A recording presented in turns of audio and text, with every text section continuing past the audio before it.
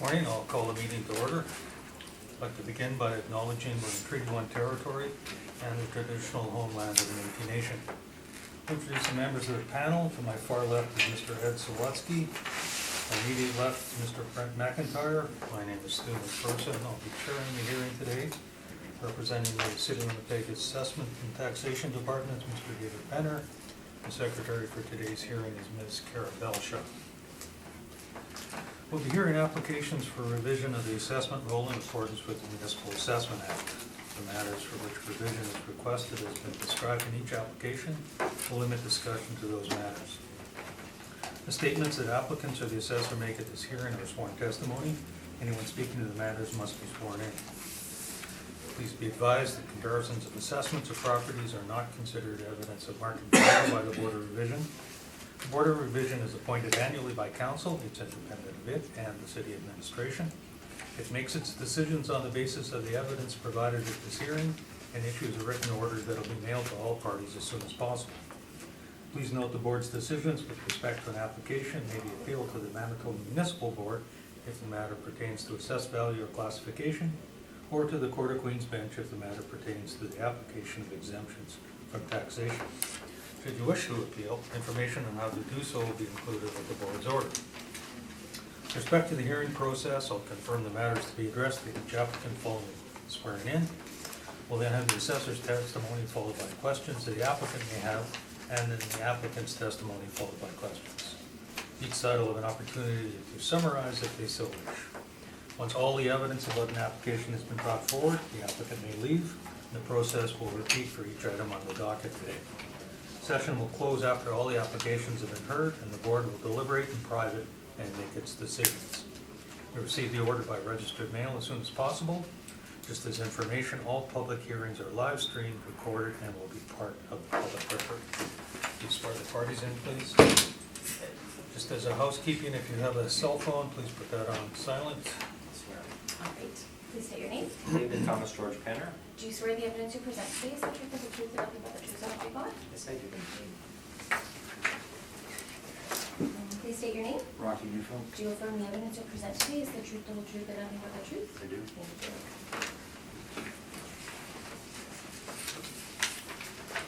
you. All right, Mr. Neufeld, you're here representing the owners of 8 properties.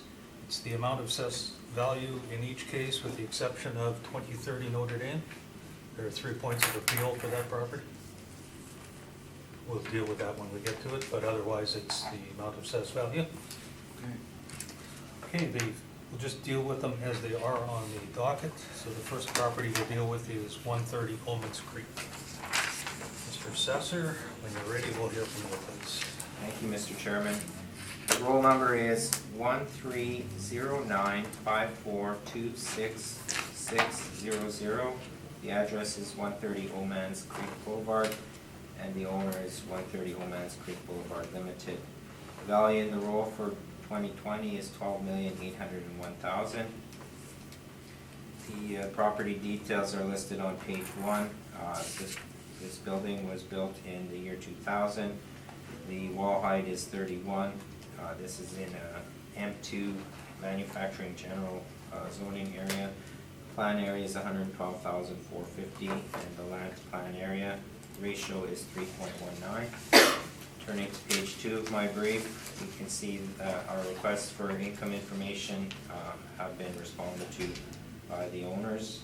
Subject sale history: this property was purchased in 2008 for a value of $10 million.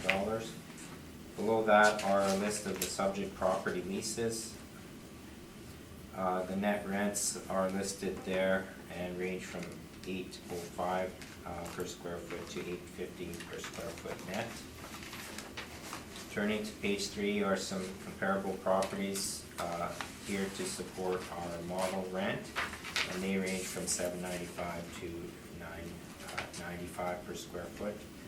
Turning to page 4, we have our income workup.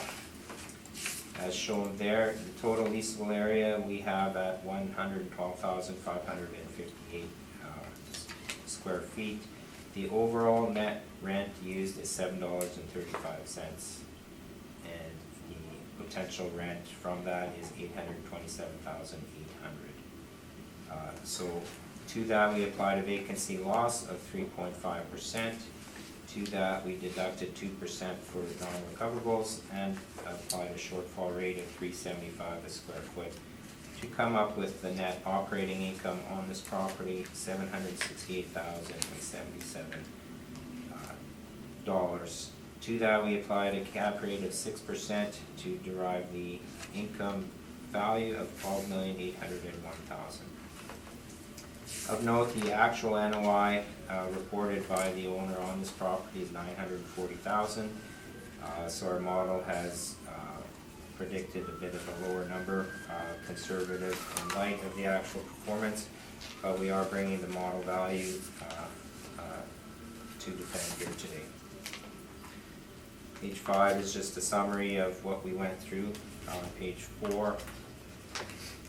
Page 6 is our cap rate tables, and the 6% cap rate on this falls below the 20th percentile for the city of Winnipeg and is at the low range, but it is indicated as appropriate by the model based on the characteristics of this particular property. Page 7 are the MAA excerpts. Page 8 are some overhead views, a map view on the top, and overhead view, a satellite view on the bottom of page 8. Page 9 are a couple of different angles of the same property. Page 10, we have yet another view, and then some street views of this property. And page 11, some more street views of the property. As you can see, it's got a very nice wall height and built to modern standards. Turning to page 12, this is taken from the owner's website. Interesting to note their comments on this property in the middle of the page. They note that this is one of Winnipeg's premier industrial properties. This property was developed to institutional standards by a major Canadian pension fund. It's located just north of the airport and just minutes from Centerport. So it's a property built to a high standard, well located, and meets institutional standards. So those are factors that have definitely gone into the cap rate at 6% on this property. Turning to page 13, we have the financial information submitted to us by the property. No vacant space in 2017, nor was there any vacancy in 16 or 15, so the property has good, strong leases in place. Turning to page 19 is the income statement. As you can see at the top of page 19, the year-to-date actual, the base rent is $929,000. To that are recoverables added to it and then taken off, and the total net operating income on the next page, page 20, is $940,000. So we can see this property is recovering 100% of its expenses. Moving on is the rent roll, which breaks down the base rents on this property. As mentioned before, they range from $8.05 to $8.50 net. On page 23 is our addenda information, which I'm sure you've seen a few times. Talks about a fresh look, being a reassessment cycle is a fresh look at the market data, which is what we've done. Some cap rate samples are provided on page 26. Page 27 is a look at a select number of properties to show that 2% non-recoverable expense allowance is sufficient as indicated in the market. And as we saw in this specific property, in this case they're recovering 100% of their expenses. And the last page talks about IAAO standards. So this is an investment grade property, well located in Centerport, built to a high standard. All the features are would suggest a very good property. $12,801,000 is the indicated value based on our model. Our model rent, as I mentioned, a bit lower than the actual rent, and the NOI a bit lower than what's actually happened. So if anything, we believe our value is on the conservative side. But we would ask that the panel confirm the value of $12,801,000. Thank you. Thank you.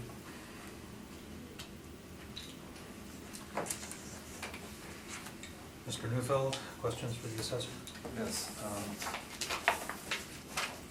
Page 4, was this valuation all from the model? Yes, it is. And were there any overrides of any sort you can see here? No, there's not. Was that the right terminology, overrides, that you use? That would be correct. Okay.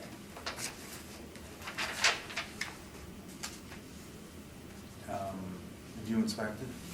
I did not. Now, you had mentioned was well located. Now, what are the access roads to this? Well, it's close to Oak Point Highway and well located. Just to get from Oak Point Highway to the site, how do you get there? Well, I guess you go off Oman's. I don't know exactly. You go off Logan or No, Brookside, correct? Yes, I suppose. And Logan and Brookside are two-lane roads with ditches for land drainage, correct? I couldn't say. Oh, you haven't been out there? I know the area. I don't know the specific streets you're speaking to. Okay. I was just wondering how you got there. You had said well located, and I'm wondering what standards you would consider for well located. Is accessibility one of them? Yes, And are you suggesting that accessibility is good? yes.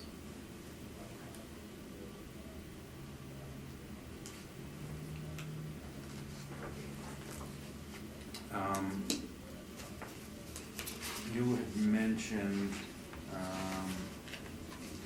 the actual income on page,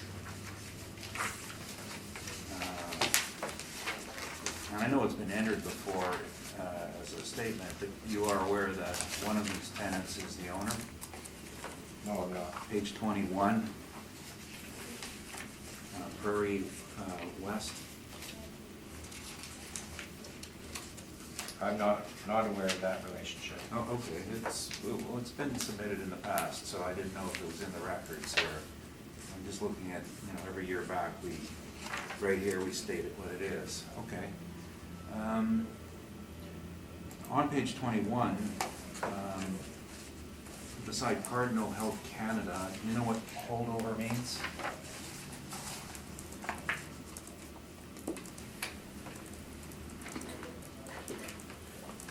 No, I don't. Okay, so you're not familiar with that term? No, I'm not. Okay. So you are then assuming that this is a normal lease rate? I'm assuming that it's 8.2 square foot as indicated. Okay. Page 22 is the stacking plan. Would a potential investor, as of April 1st, 2018, not have some concern for two very large impending vacancies, 95,000 feet coming on the market within 2 years? I have nothing to indicate that that's the case. So I But you don't- do I don't- provide this information that Yes, we I have have that. very large vacancies coming up. Okay. You mentioned that expenses were 100% recovered, and I would refer you to page 20. There's a category on page 20 that says there are $30,630 not recovered. Did you note that? Yes, So, in fact, 100% are not recovered. These are costs the landlord is bearing, correct? when I refer to that, I mean costs that are noted above the net operating income line. The ones that are below the line oftentimes are not allowable expenses in calculating the NOI for valuation purposes. And I know that one is landlord work, which could very well be CapEx. Well, if it were capped as a capital cost, I should say, then it wouldn't be on this line item then, would it? This is a professional statement, correct? Correct. And when you say allowable, you're saying assessment department allowable you're speaking to, is that not correct? While following case law, that's. Would you're following assessment department Yes. procedures, Yes, correct? yeah. Okay. Now, in the event that an expense has been incurred, let's say in this case, $28,176 has been incurred, Mhm. and the recovery for that is included in the rent. You're saying the $28,000 in the assessment department's opinion is not an expense. So is there a recovery of this $28,000 embedded in the rent, included in the revenue? No, that wouldn't be recovered in the rent. I'm saying, you haven't seen the lease. If there were costs that were recovered as a rent included in the lease, do you deduct that revenue from actual income? Have revenue? Yes, there's two sides to a balance sheet, correct? There's an expenditure and there's a recovery. So if you have an expenditure, which you're saying you're not allowing as an expense, I'm wondering, does the assessment department then disregard recovery of that expense, which hasn't, in their mind, even been expensed? So should not that also be deducted from the rent? No. So you get it, it's a one-way street? No. No, the rent is a net rent, which is net. But what if it includes repayment of that $8,000? Well, it doesn't, so. You don't know that, but that, I'm asking hypothetically, if it were included. It's not indicated as an amount that's recovered. You don't know without reading the lease though, do you? Just basing what I see in the rent roll. I'm just more interested in the assessment department policy. Is it their policy to exclude an item as an expense, but include it when it's being recovered on another part of the statement? No, we haven't excluded it, it's not in the rent. If I It's in- came forward The and- rent is net of property taxes and general and admin recoveries and utilities. Well, It's net of those expenses. Okay, it's a hypothetical question at this point in time, because we haven't run across the situation, but I'm just curious. Starting point is the net rent, and to that we apply our standard vacancy, our market vacancy, 2% to cover non-recoverables, which we believe is sufficient in this case. What And about- also a shortfall, which if you add up the 2% non-recoverable and the shortfall amount, it adds up to $30,000, which seems to match up in this case with the 30,000 that you mentioned. Are you suggesting a shortfall is for non-recoverables rather than for its intended use as vacancy? Well, there is no actual shortfall in this case because there is no actual vacancy.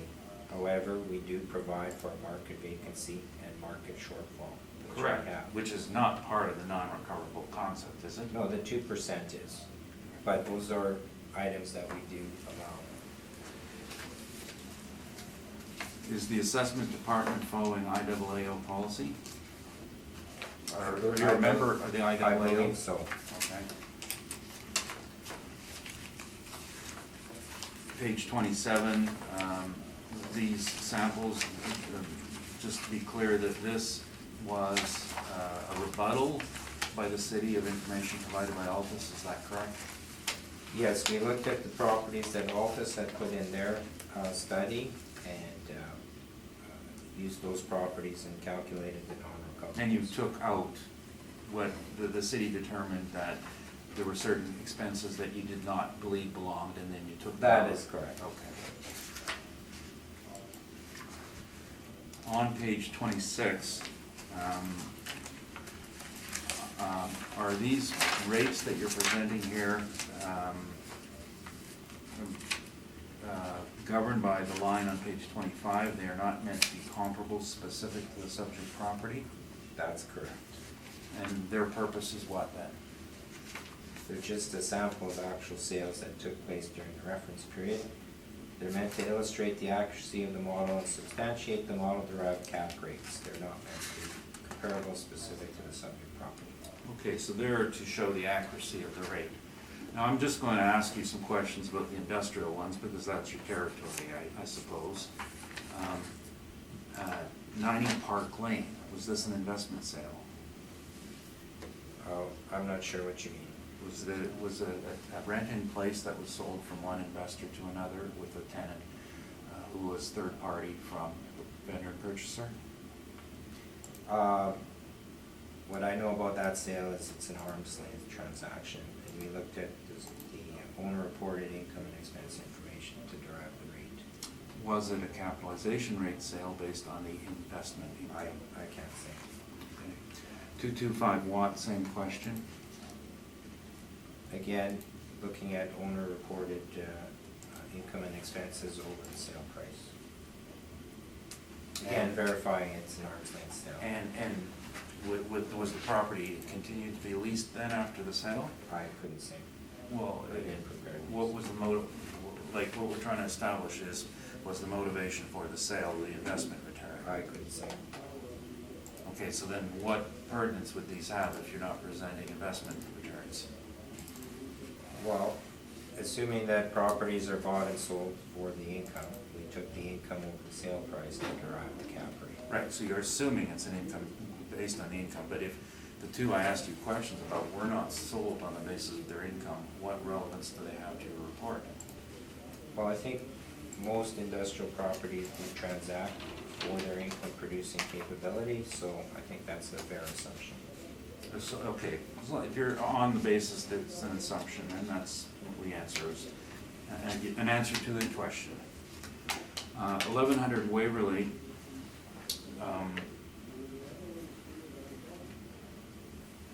Could you name one industrial user in that complex?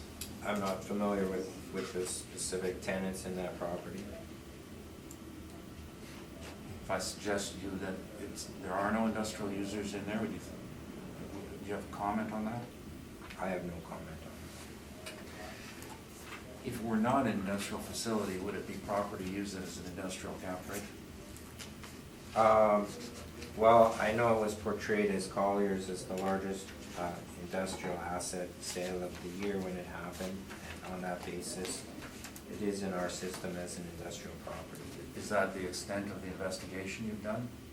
I haven't investigated But that. didn't somebody at some point read the income and expense statement to determine who the tenants were? I can't say I didn't prepare the cap rate.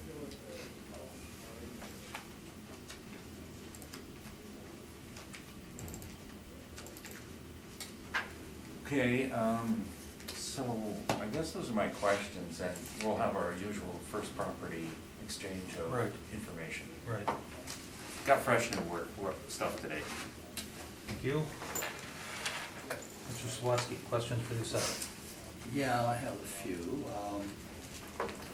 The land to building ratio of 3.19, is that a reasonable thing? Is there any risk there in terms of the resale of the property? I don't believe so. Looking at the photos and the way the property is situated, it looks like there's ample room for trucks to move in and out, so I wouldn't say so. Do you have like a normal median for that ratio for industrial? I've heard that 4 is ideal, but they can range from anywhere from 1.5 up to 4, and over 4 is generally considered more necessary. Okay. On your cap rate, on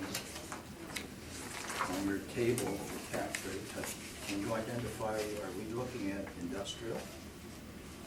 Well, as I said, those are provided as a sampling of cap rates in the market, and they're not meant to be specific to the subject property. I'm sorry, I think you were looking at the chart rather than the examples. Is that? Oh, you're looking at the chart? Yes. Oh, I'm sorry. I thought you were looking at the addenda information.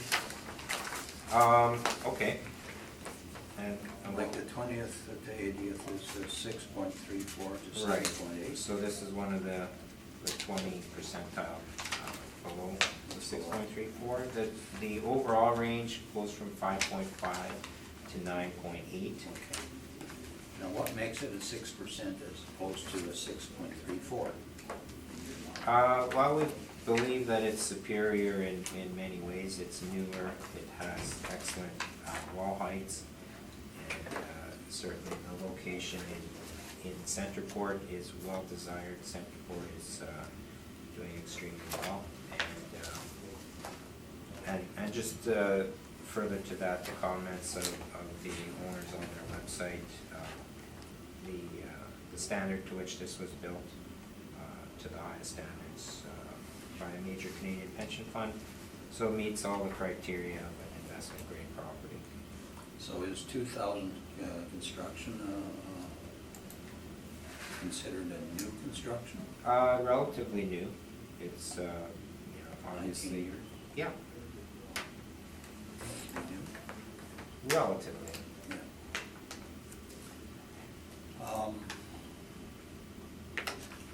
On the map, I noticed that there is what looks like a pond to the rear of the property. Is that owned by or used by the property in question? Not to my knowledge. I don't know that they would use it. You don't know what it's for? No, I It's not a swimming pool? don't. No. Not as far as I can tell. Okay, no further questions, thank you. Thank you, Mr. McIntyre. I have no questions. I just have a nitpicky little question here. Why is the leasable area higher than the gross floor area of the property? Well, the leasable area, I believe, is as reported by the owner. Could be just the way that the building was measured, Okay. I would say. It's close So, enough. yeah, it is very close. It's like 100. Probably just a rounding error in the measurement of the building. Okay. Okay, thank you. Mr. Neufeld, we'll hear from you, please. Okay, I'll just, my package of rebuttal material and then we'll carry on. Okay. Should be 5 of each of these. All right, And I have a few spares for you. great. Let me know when you need.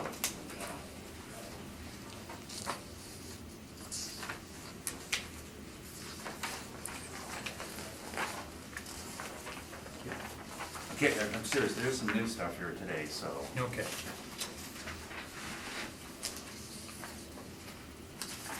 Maybe you could spend the time on the new stuff and just refer to the older stuff. That's my thought. Thank you.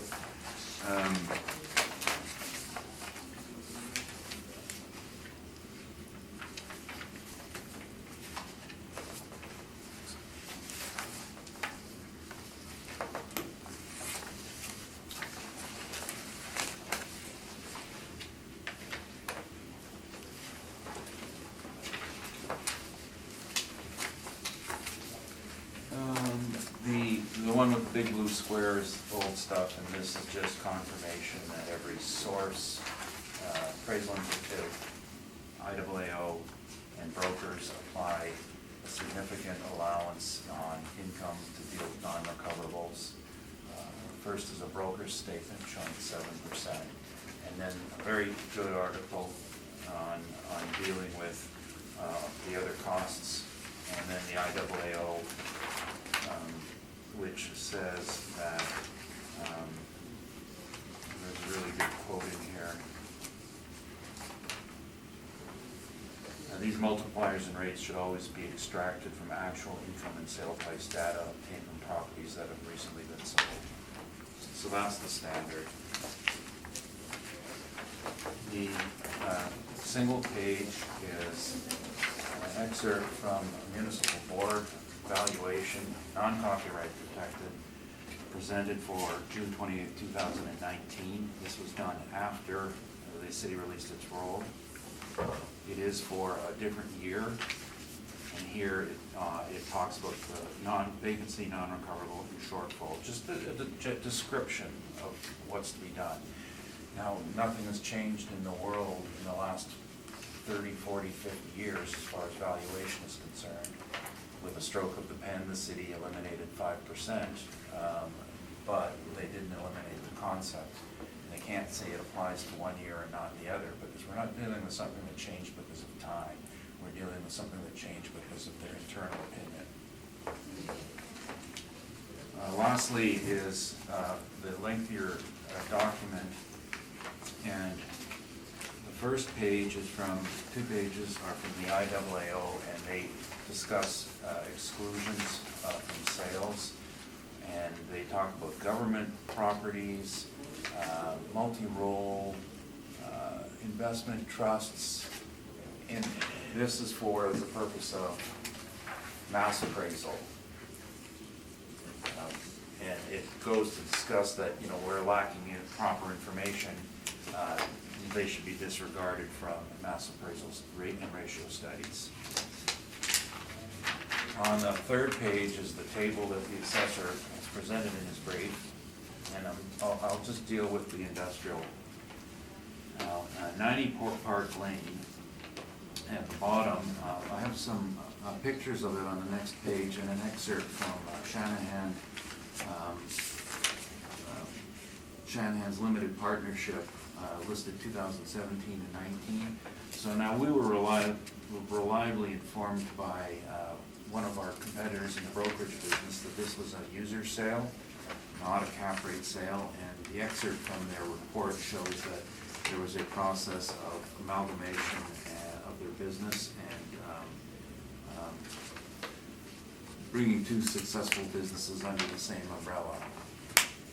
So it was not an investment sale. I don't know if it was a book rent or was rented before, but the current user is an owner-operator, no cap. 225 Watt is the next one listed, and the following pages are 2 pictures of it. The first one was from July of 2016, showing it was listed for sale. And the next one is October 2018, after the sale. The signage is all gone. So how could there possibly be sold on the basis of its rental income when the rental income the tenant has left? The second problem with it is it's not industrial. It says full protection, something space, scaffolding, training, consulting. And then the little sign says that they're a consulting business. It's not an industrial user. Lastly, 1100 Waverly, many issues with it. Its previous use was about 85% of the space was Manitoba Hydro. Most of it had been fitted out to office space. With the construction of their new downtown building, it was vacated, and basically the only tenant left was the Crystal Bay Steakhouse from a period of 2010-11 until the eventual sale. Colliers actually had the job of filling it back up. We're not industrial tenants. There's a listing of tenants: Crystal Bay Restaurant, Tower Engineering, it's their office, Video King Gaming, so that's a arcade. What do they call it? Where they shoot laser tag place. Manitoba Liquor Control, they have an office down the road. Minor Hockey office, Stella's Catering. Obviously, it's a catering or food service facility, and various others. On the following page, there are just some signs on there. How Ho Restaurant, which is the former Crystal Bay space. Manitoba First Nation, it's Education Resource Center, not a warehouse. United Therapies, Tower Engineering office, Lasertopia, City of Winnipeg.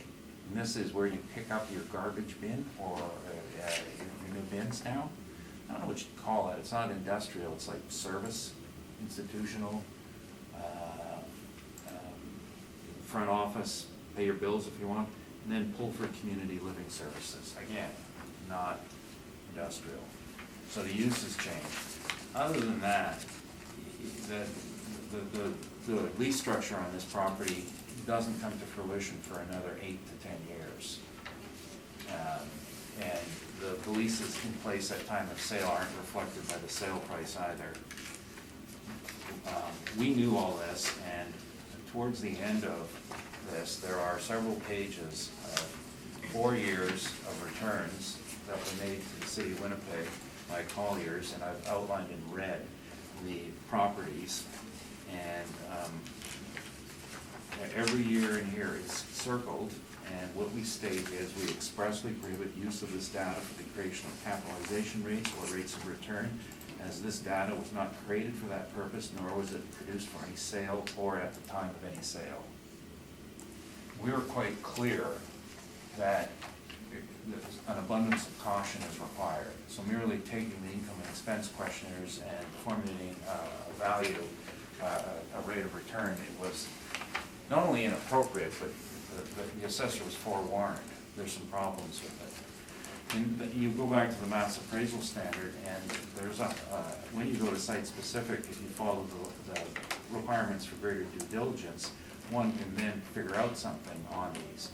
The reliability could be impacted on actually going through the data and doing adjustments and making it. But perhaps then you can utilize it, but in its raw form, as indicated, the assessor's usage, it's completely inappropriate. As I said, we were involved with the managing of it and the eventual sale of it, and it was based on the return estimate after a hold period of between 8 and 10 years, where discounts were given to tenants and renewal rates were significantly higher, and then that's where the money would be made. So the appropriate methodology would be a discount cash flow analysis, not an in-time direct capitalization. And that's a lot of property, more sophisticated properties are being sold on that basis, and that's why the IAAO says watch out for REIT sales. This was owned by an investment trust, incidentally.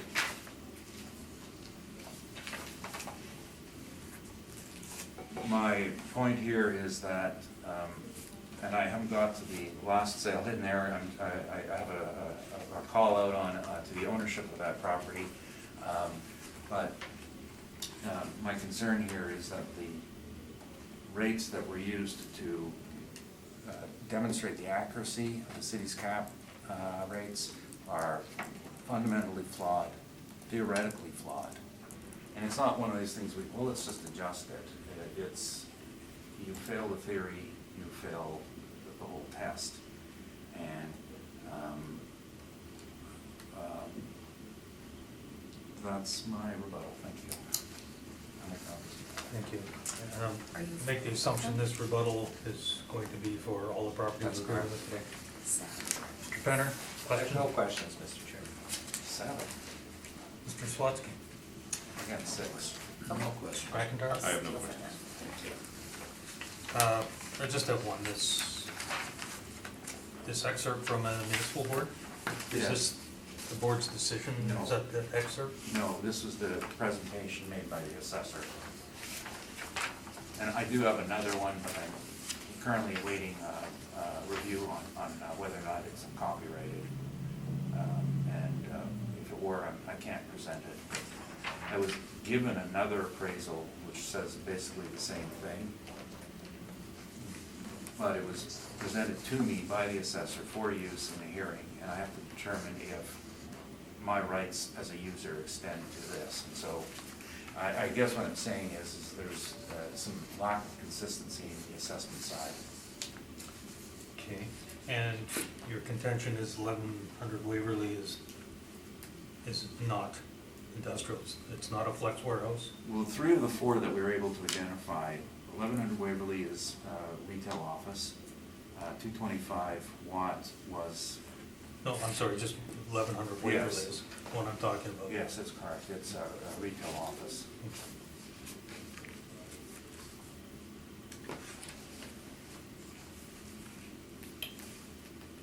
Thank you.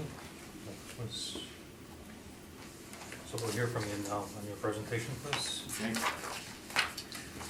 130 Owens is partially owner occupied. The Prairie West Ice Cream is owned by the same group that owns the building. As such, its rent wasn't, it's non-arm's length. The other large site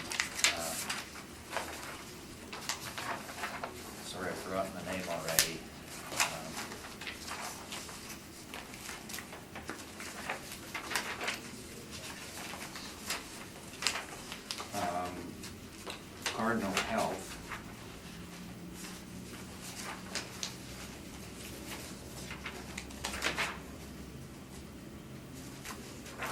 Just want to make sure I'm referring to the right thing here.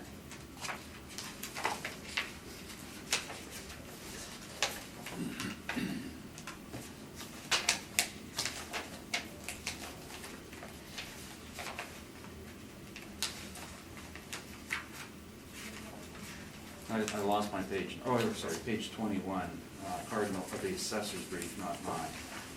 I didn't include the rent roll, but Cardinal Health is a holdover, so that rent is not lease rent, it's holdover rent. So there's a penalty, and I don't know exactly what it is, but it's an in-between period where if you don't exercise your renewal option, you're paying a penalty rent. Generally, and I don't have this in front of me, but generally they're looking at between 10 and 20% as a penalty, and that's really urged to renewal. Regardless of what that percentage is, holdover rents aren't reliable. Now, I do understand that it was re-signed, and I think the number dropped for its post-reference.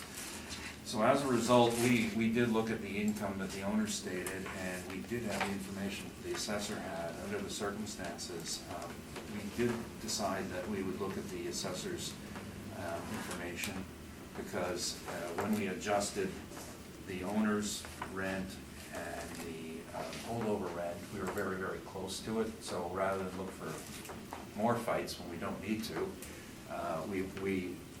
I think we were within about $6,000 or $7,000 in our analysis. We differ on vacancy. Now, the vacancy listed here is 3.4%. That's supposed to be a market vacancy from the Johnson report. That number is incorrect. It's actually 5.7. Well, I'm not going to make any changes. I think we've all been tired of the changes. But the actual number is 5.74. Now, this particular area, which would be called, it's a tough call here, because it's not really Inkster, and it's not really St. James. But that's all we got. They would have 5.1 and 8% respectively as their vacancy rates. Non-recoverables are actuals from the statement, 30,630, very clearly stated. And going back to the IAAO statement, they've given it to you. Now, there's a disagreement on whether the assessor believes it's to be allowed or not. That's his right to make that claim, but this is what it is, 3.83% in this building. And going back to my point, I was asking other questions earlier. If you extend money to a tenant in a TI allowance of any sort, let's just say you give him $200,000 to spend as he likes to renew, very, very common. That money gets recovered by having a higher lease rate. So just think of your balance sheet. The sides have to match. Either it comes off the income and not applied on the expense, or it's included on both lines. We are fine either way. And what I'm saying to you is what I'm doing is I'm putting it on making sure if it's a revenue or if it's also an expense. Because what we're trying to find is the truth, is how much money is the owner actually making on this. Now, for structural reserve, and this is one of the reasons I handed out this brief excerpt, is the 2% in the past was always for structural reserve, 5% was for non-recoverables. Well, again, we can't have the city change the rules that they don't own. These aren't their rules, it's the world's rules. So we're reverting back to the appropriate methodology, which is a reserve that's either based on a percentage of sales or a size in the area. It depends on the property. So as we were taught, trained, and accredited on, we look at the property and deem how would you deal with the structural reserve. In a major investment project, we tend to see 2% of income. On smaller sites, we focus on, if we can identify them, the physical parts of the building that we can address. And in this case, as an industrial property, it's reserved for roof replacement. That's the major cost. We're using 25 cents a foot.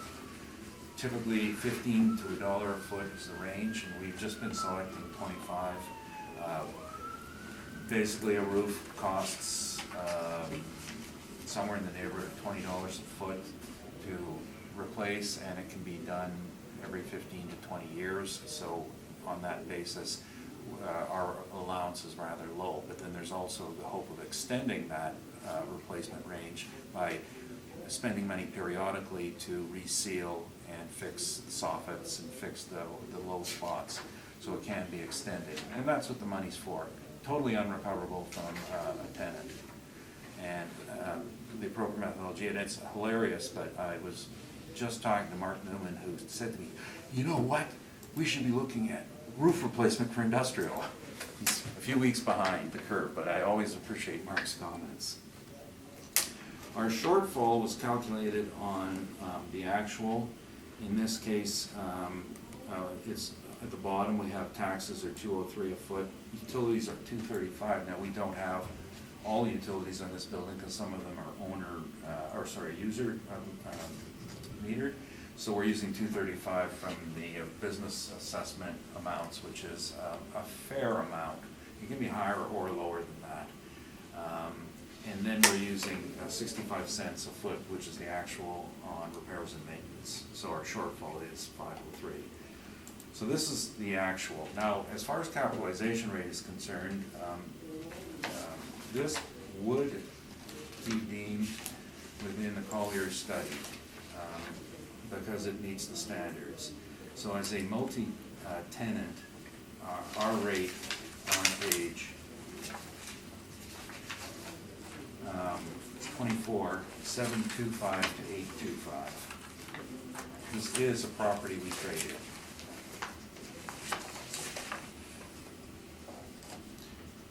So knowing and keeping in mind that our range is targeted between 725 and 825, then we look at the specifics of it. Now I have to disagree with the assessor on accessibility.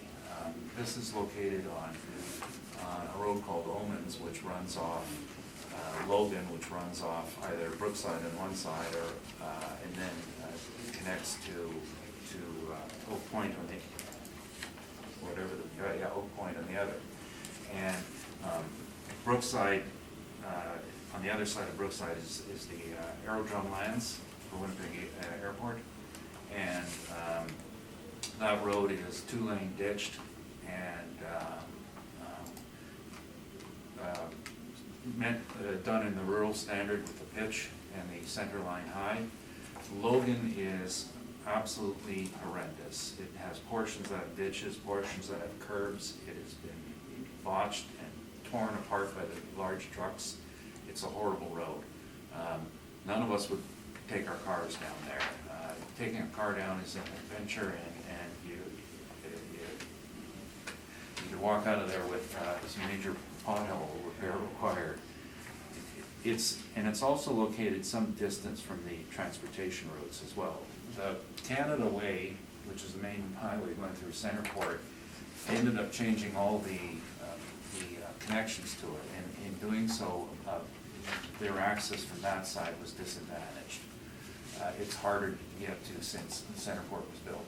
And first of all, Centerport is not a wonderful, everything's perfect distribution center or warehousing center. It was an invention of the provincial government to take advantage of some available federal funding, and conceived rather quickly and executed quickly because $212.4 million of federal funds were available under the job creation programs.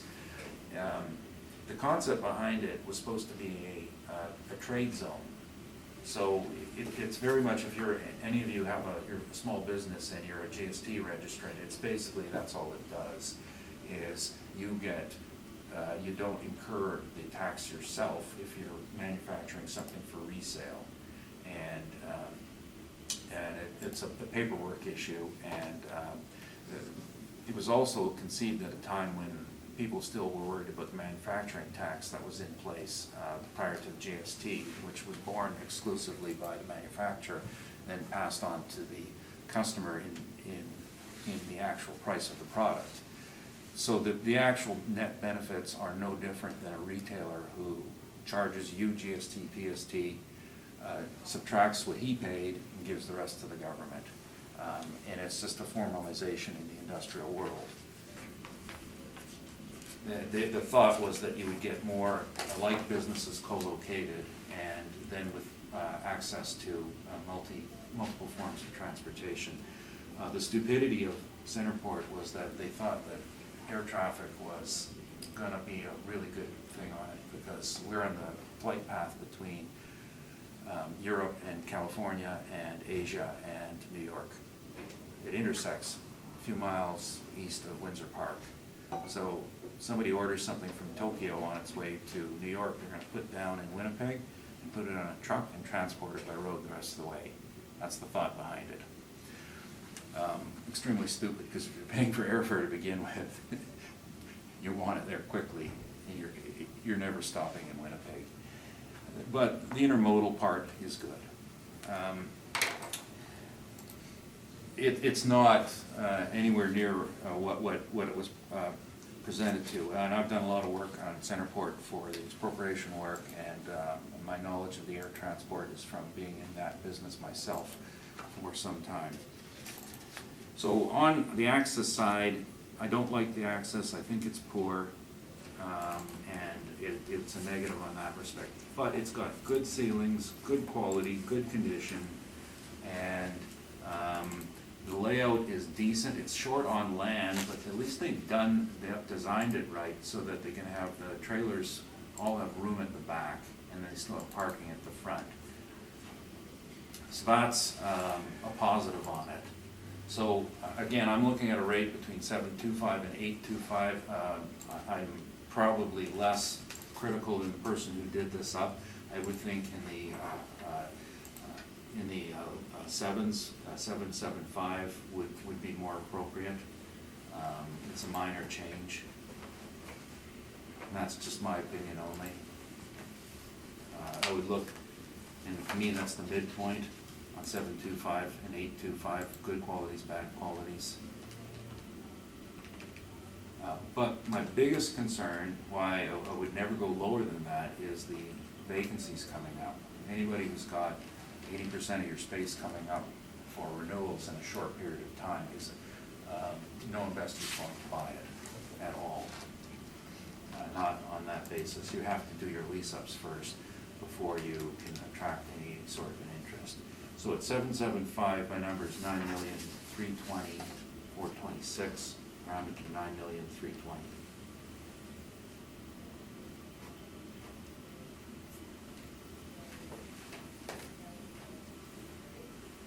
That's my presentation. Thank you. Mr. Penner, questions for the applicant? Thank you, Mr. Chairman. Just touching on access, I see from your very good map on page 2, Old Man's Creek connects directly to Brookside Boulevard. Correct. You don't consider Brookside Boulevard a good access or trucking route? Not at this point, it's a dirt path. Well, it's Brookside a Boulevard? few steps above a dirt path at this point in time. This is the portion that runs from Notre Dame north to Inkster. And on the unseen side of the picture is the aerodrome, Winnipeg Airport. Okay, thank you. And moving on, the actual NOI, according to the financials, is 940,000. Is that correct? Sorry, mine's really hard to read. Let me just read yours. I know we have the same statement.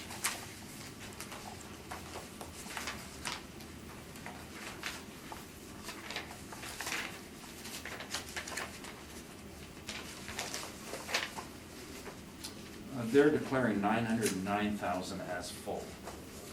Right, Without but the vacancy risk. But the net operating income is listed at 940, correct? The potential rent is 940. Based, as I No, said. I'm looking at page 20 there. Page, yeah. Sorry, you're, Page 20 on my brief. right. 20 says 909, are you speaking to 940 on page? Page 20, right in the middle, total net operating. Oh, I see there, yeah, prior to the non-recoverables, yes, Right. as full, yes. Right, so even after the non-recoverables, we're at 919. So would you say the NOI that you're presenting at 722 understates the actual performance of this property? Not from an appraisal point of view, because we have the three issues. We have an owner's rent, which is, I believe it's calculated at $8, and we have the holdover, which is calculated at $8.28.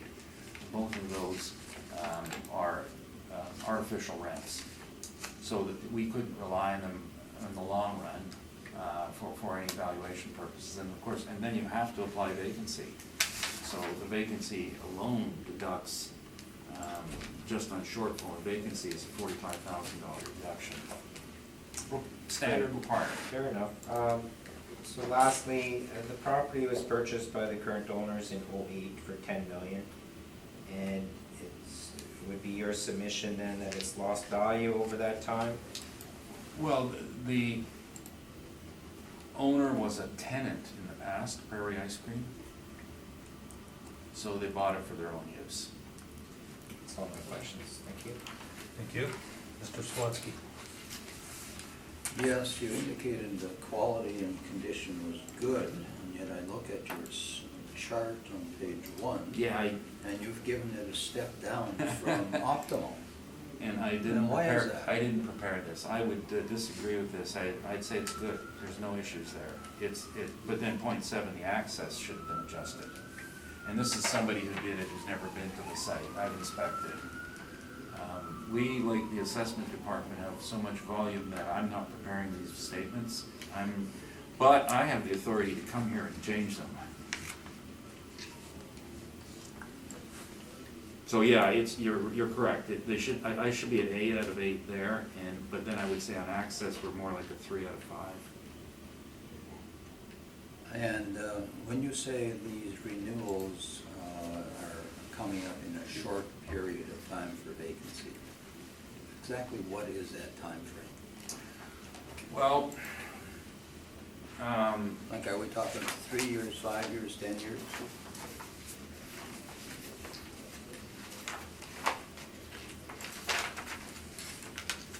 so, the assessor's brief, because he's put in the rent roll, page 21. This is a statement at the end of the year 2017. At that point in time, Cardinal was already in holdover. So they're in holdover mode. Now Prairie West is on, stated to be a month-to-month, that's the owner's space, we're not even gonna think about that. And then the other one, Bunzee, is coming up in 2022. So the major concern is the 49,633 feet that is on holdover. And then when page 22 shows that they're putting that number as a 2021 number.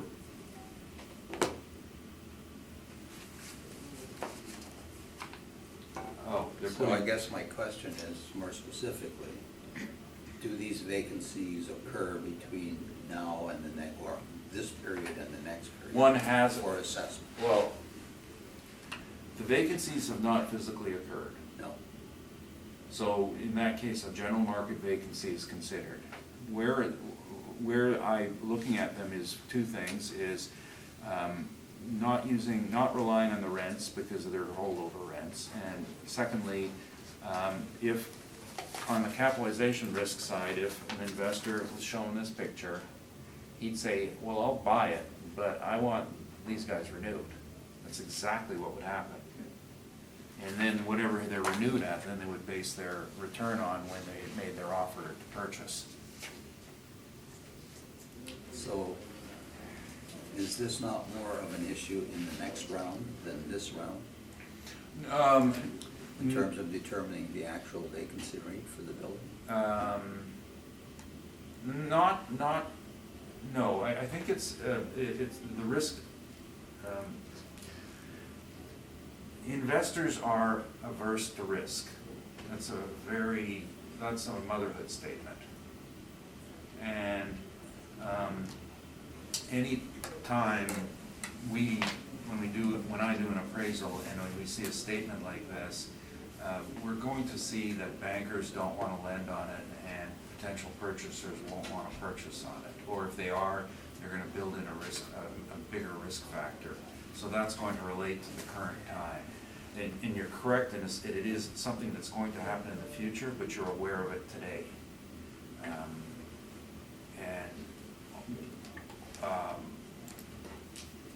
When the risk gets alleviated, like once the risk is known, like let's just say 2 years from now, they have a big vacancy. You can cap it lower, because it's happened. There's no more worrying about whether it's going to happen or not. We take a higher vacancy cost, but then you return to a lower cap rate, because you're addressing we now have knowledge of what's going to happen. We know what the problem is, and we know how to fix it. We have to get a new tenant in. Now, we're not dealing with the unknown.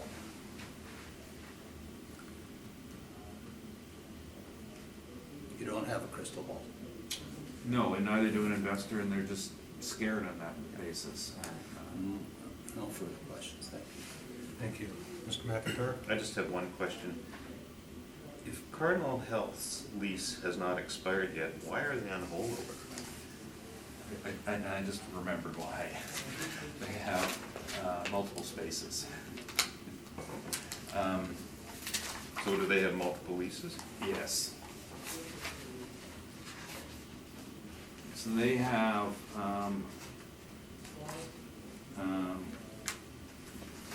3 areas under rent.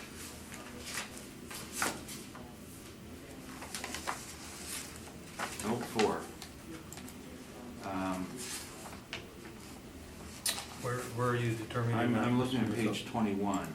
Sorry, let me just do my adding it all over again, I don't want to be wrong. No, 3 areas under rent, page 21, 8,100 feet, 16,000 feet, and 25,000 feet. So they increased in size, and now they're sitting on holdover. So the 8152 and 16,000 are expiring in 2021. The large space has expired and is in holdover. So there's 2 leases then? 3 leases. 3 leases. Yeah.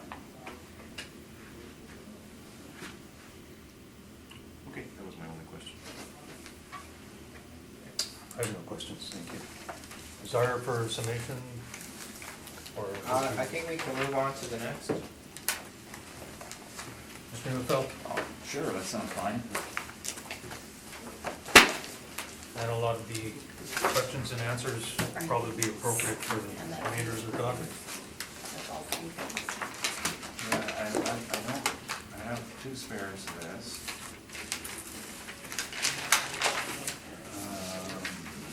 I have, Do you need these back? You can set them aside and I'll just take what you have. okay, all right, well, I just wanted to keep one. Okay, you have one? No, I give you everything I had except for one. No, I got my one. Okay. Okay. I'm okay.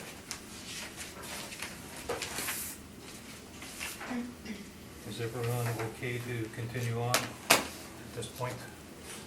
Okay. So the next one we'll deal with is 11 Salto. When you're ready, Mr. Assessor? Thank you, Mr. Chairman. The roll number is 0708129420, 11 Salto Crescent. This is owned by Macdon Industries. It's located in the Murray Industrial Park area. Do you have my briefs, please? 1 second, please, Mr. Chairman. Okay, sorry. No, I got it. Sorry, please continue. Thank you, Mr. Chairman.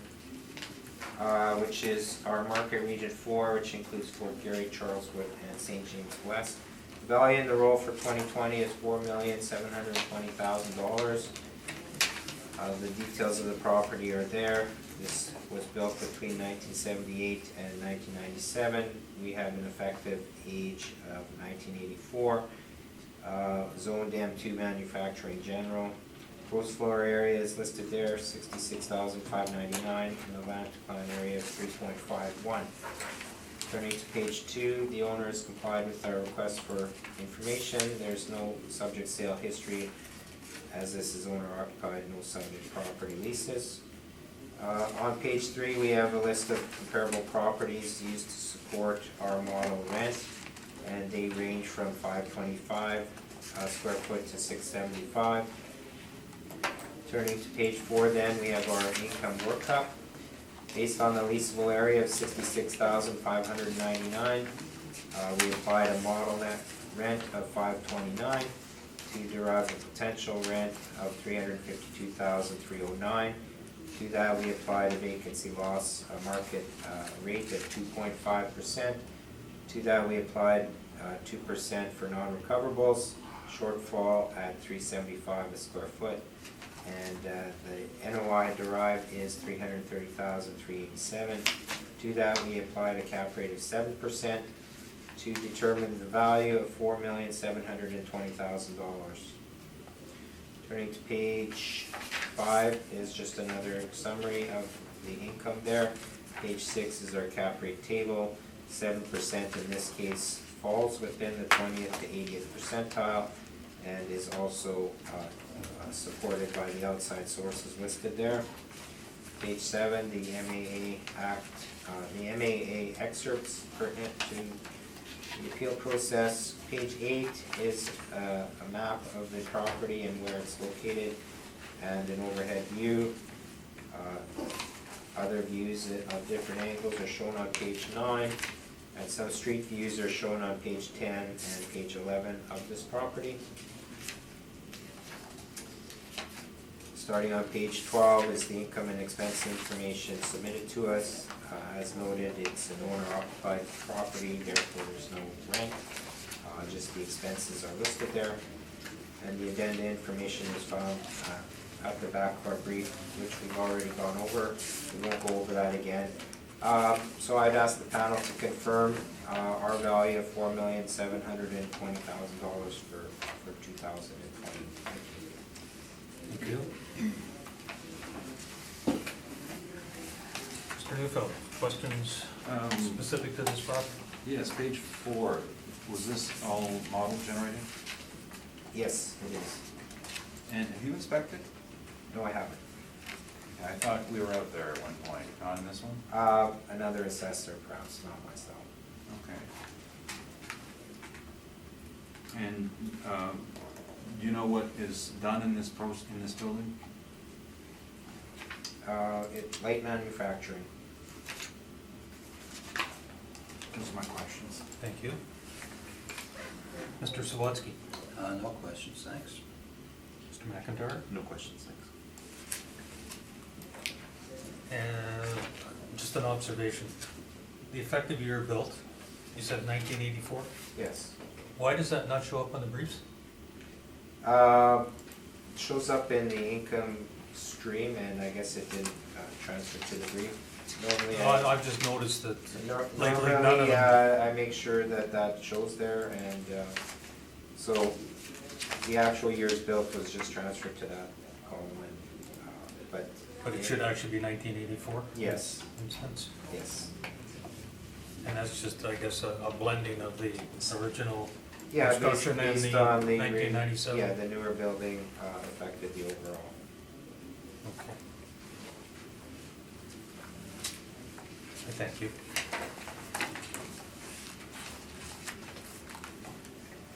Mr. Neufeld, same rebuttal? but Yes. You're moving on with the presentation? That's correct. Thank you. This property is part of the MacDon complex in Murray Park.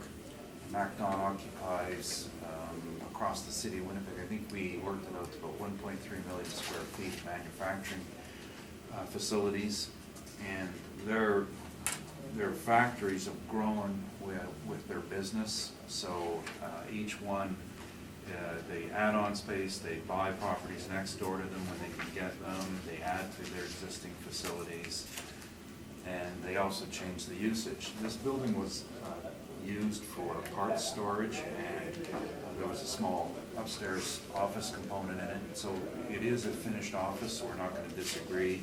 Normally in mezzanine, we say you can't, it doesn't count because you're taking away from good floor space by having it, but this is actually fitted out to be that way, and it has its own entranceway. So those in my mind, that's the way it has to be valued. We do have to add it in. However, it's now obsolete. They've replaced this usage with their new facility, 2555 Saskatchewan, where Mr. Penner and I are having another protracted battle on for some other issues. But that's the replacement building for this one. So this building is in the process of being repurposed for another MacDon usage, and we're trying to see what they can get out of it. The point on this to value is it's in a campus, as you could call it, that's dominated by MacDon. There are no alternate users. It has no appeal on the market.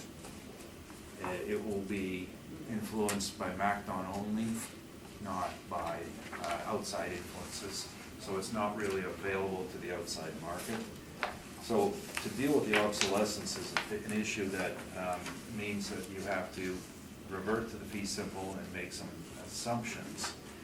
What we did on this is having inspected it and being aware of the obsolescence. The reason they wanted to move is you can see that the wall height is 21 feet. Now this 21 is an exterior height, which means the interior is about 18 clear, which is 3 pallets. Their new building is higher. And in their new building, they've gone to more of a computerized inventory retrieval system, sort of in the planning stages now. They're playing with it, and it's much larger. But they make agricultural equipment, both under the MacDon label and custom for other farm implement manufacturers on site, and they make the parts here. And when they have to ship them and keep them in stock for repair to their dealers, their dealer networks. And that was the usage of this site. We ended up with a rent, looking at the market of $4.26 a square foot. That's our estimate. And we have a number of comparables, page 3. And a note on these comparables is that, yes, some of them are slightly older, and there are some in different parts of town. But if you recall what I was talking about earlier about leases that included repayment of tenant inducements, for us it was a key. Rather than adjust them and get into an argument about whether they belong or not, we look for leases that are clean, which meant that the tenant was only leasing the real estate. He wasn't getting money back on TIs. He wasn't having an allowance to spend on a site clean.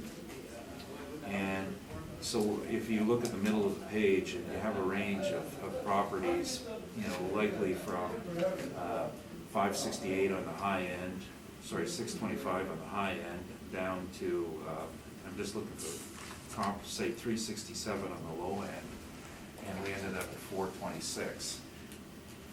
Murray Park is not a prime industrial neighborhood. It's dominated by 2 users, MacDon and Boeing. There are a few smaller uses there. The actual inventory investment in Murray Park is 0. And this is from the Johnson report, because it's an owner-occupied site, not an investment neighborhood. And that's been its history. So the vacancy we've applied is just based on the overall vacancy, and this was misstated. It is actually 5.7%, not 3.4, but I'm not going to change it. And as with the non-recoverables, this one is, again, it's all owner, and they provided a statement. And they've got a fair amount of costs listed here, but as a owner-occupied property, you can't really be sure what should apply and what shouldn't. Now, one of the things that's missing here is, and I'm talking about the assessor's page 12, the return. is under property management, 0 is listed there. I know for a fact that their property management costs are internal in their budget and are several $100,000. They have an entire department that's dealing with facilities, as would be expected with over 1 million square feet of space. Now, we could ask them to put in an allocation in there just so that you're aware of it, but this common sense dictates that nothing's done for free. They're paying the cost themselves. So what we've used in this case was 5%. And well supported by our knowledge of the site and the cost they've submitted. Structural reserve, again, is in the industrial world, is you're focused on the roof. Shortfall is the actual as provided to, in this workup, that have the taxes listed, and we've used a standard rate for utilities and repair and maintenance come from what they've declared, of course. Okay, and our cap rate at 8.5 is referring to our brief. I start with the Collier's chart, page 23. And bearing in mind that when you read page 23, you have to keep in mind page 21, which are the definitions. So this doesn't meet the definitions, and it's not an investment property, but it would, because the upper level is demise, you could argue it's a multi-tenant, argue it's a single tenant, doesn't matter. The range that we have here is 7 to 825, but that's for a good building, not a good building, not a desired site. We wouldn't include this in our study if it were on the market.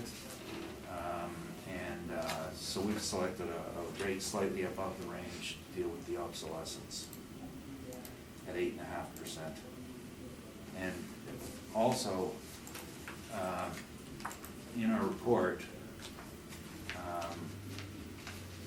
on pages 30 to 31, we do have several examples, and I just hesitate so much bringing it up because Mr. Penner and I have had some very vigorous debates on page 30.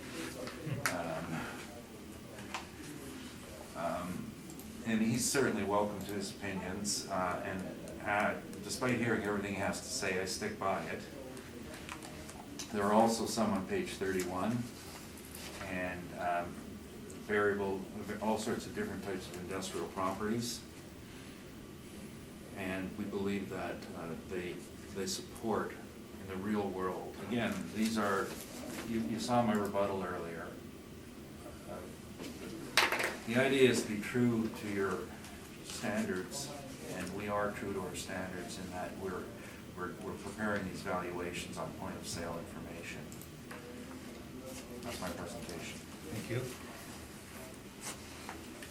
Oh, I think that's under appeal at municipal board. I suppose I should say that. Last year. Something is. 16, yes.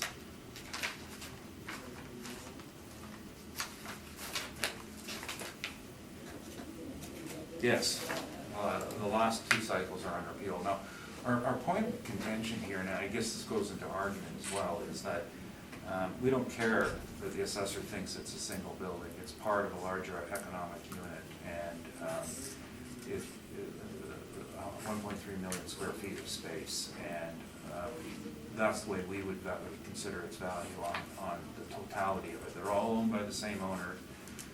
I suppose they could merge the roles. That's not a point that taxpayer or an appraiser cares about. That's an assessment department issue. If they want to merge the roles and they can work out an arrangement with us, we'd be happy to do it. Time-wise arrangement. But we consider that the whole complex is the right being valued. Thank you. Thank you. Mr. Banner, questions? Thank you, Mr. Chairman. Your allowance for non-recoverables totals 30,700 or thereabouts. That's 11%, 11.25%. You're not using 5 and 2 any longer, is that correct? No, we're just going to where the information leads us. That's all my questions, thank you, Mr. Chairman. Thank you. Mr. Swatsky? I have no questions. Mr. McIntyre? I have no questions. Just to follow up on that structural reserve is 6% at 25 cents. Is that something that you think is applicable for this property?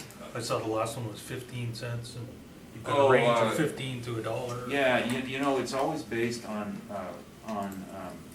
amount of cents per square foot of roof space, but I'm concerned here the calculation is incorrect, because it should be based on 58,866, not 66,599. And I think it should be a touch lower.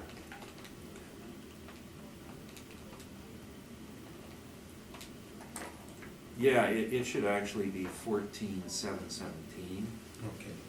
Because it's plan area that you're replacing, not inside area. Okay, which is still 5% of the,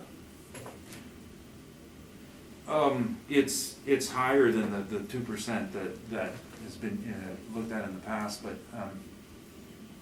and you've heard me say this before, the 5 and the 2 was a compromise which everybody accepted, and if our agreement is over, the agreement's over. We have to go back to, I have to go back to appraisal techniques, and the assessor can use their own techniques. 25 cents would be something we would normally try to show you in the calculation. So if we know $20 a foot is your replacement cost and a 20-year life, then that's $1 a year that has to be put aside. But then if it's extended by maintenance and repair, that can go longer. So that's why we reduce it to 25 cents. And then the other thing is you hope you sell it before you have to fix it. okay, I thank you. As far as a summation, are we going to want to sum it up at the end for all the properties? Is that? No is that summary your- required from me on that one. Mr. Neufeld? It's fine, I think I said it. Thank you.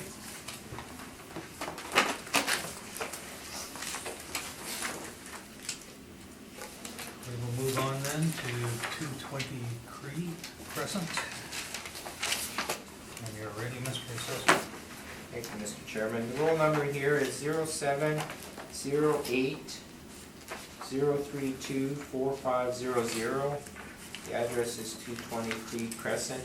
The owner is E-Tree Holdings 69 Corporation. The value in the roll for 2020 is $1,568,000. This property was built in 1980 with a wall height of 18. The plan area is 18,000 square feet, and the land area is 73,399. The land plan ratio is 4.08. Turning to page 2, no issues with our request for information. The owner has complied with us. Subject sale history, this property did transact in the market in 2007 for $1,150,000. There are subject property leases in place as listed there, ranging from $675 per square foot to $850 per square foot net. Turning to page 3, we have a list of rent comparisons to support our model rent, and they range from $625 a square foot to $750 a square foot. Turning to page 4, we have our income workup, 18,000 square feet in total, divided into 3 different premises. Our overall net rent is $6.48 overall, to give us potential income of $116,618. To that, we've applied 2.5% vacancy, 2% expenses and shortfall. The net operating income derived from that is $109,741. To the income, we've applied a cap rate of 7% to determine the value of $1,568,000. Just a note, the actual NOI on the mailer is $146,595. So it appears that our model has predicted a little bit too low on the net operating income. However, we believe it reflects market and is a fair value. Page 5 is another look at the income value summary. On page 6, we have our cap rate table, and this cap rate selected at 7% falls between the 20th and 80th percentile for the city of Winnipeg. Also falls within the ranges indicated by the outside sources. We believe 7% is appropriate. Page 7 is the MAA excerpts again. Page 8 is a little synopsis of this property. It have to be considered a good location, located in Centreport, Canada. The map is there in the overhead view on page 8. At the bottom, a couple of other looks at the property from up high. Shows there's plenty of land to the building size here, and it is a good property. Page 10 is the rent, the income information. As I noted, the rent income is listed at $141,000, and the net operating income at $146,000. This is another case where the owner is recovering 100% of the costs, which is again something that we looked at in the market for 2020, and part of the reason that we reduced the non-recoverable allowance to 2% cycle. The rest of the information, the income information is on the following pages, and then the border revision addenda. So to sum up, this is an investment grade property. It's held by a real estate trust, H-REIT Holdings, who obviously would be looking for investment grade properties in their portfolio. We believe the value of $1,568,000 is, if anything, conservative given the actual NOI on this property. However, our model predicts a value of $1,568,000, which we've asked the board to confirm for 2020. Thank you. And thank you. Mr. Neufeld, questions?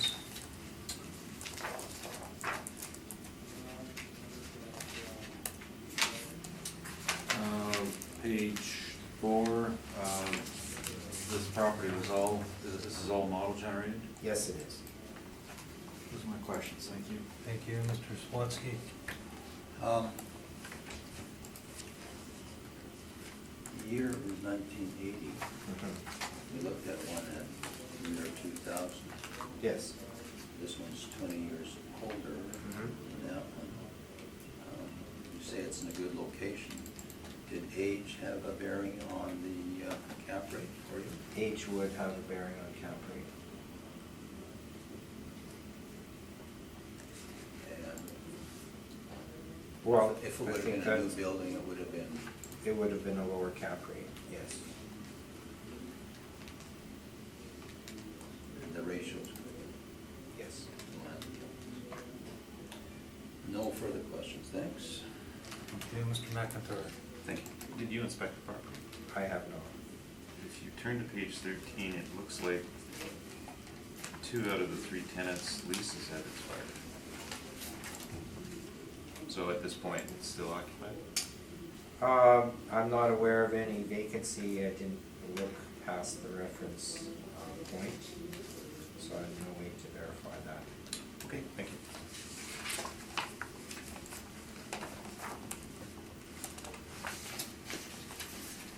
I have nothing further. Thank you. Mr. Neufeld?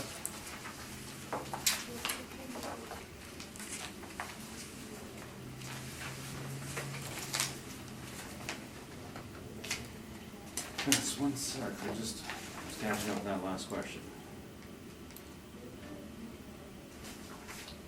Yeah,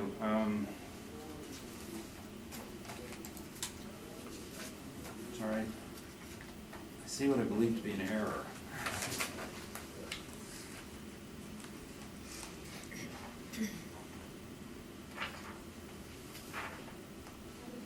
You've heard heard this familiar refrain before. I didn't make this.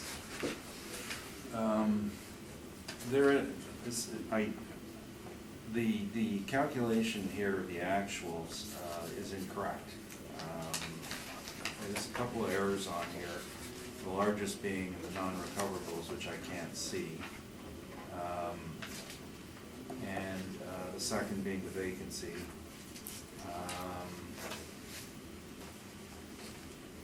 And 8,000. The third being the shortfall is too low. Just on that basis, we're not going to dispute the assessor's income. I think his rent is dealt adequately with the non-recoverables. So we're just going to dispute the capitalization rate. The property sold fall of 2015 as a portfolio sale with several other properties. The combined portfolio sale cap rate was 8.6%. If you segregated this one out from the rest of the properties, in my opinion, it should cap slightly better than the rest of the properties because it's some of the properties had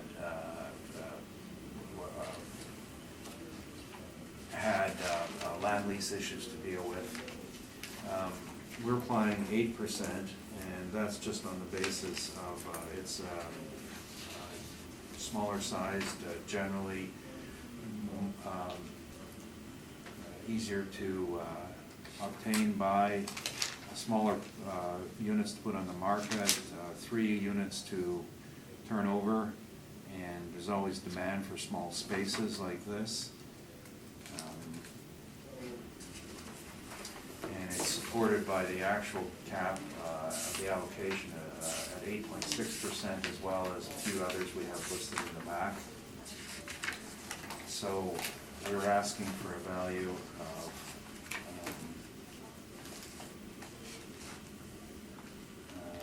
I don't have time, I don't think I deserve the time to modify my rate to the rate amount, so we're just going to rely on the assessor's NOI of 109,741. I'm not going to complain about the 5% because his income is lower than the actual and takes that into account. And not going to complain about his vacancy because, again, it's dealt with on difference in rental rates. In this case, capped at 8% is $1,371,763, around $1,372,000. Slight increase over last year. Last year was a similar NOI, and it was capped at 8.6%.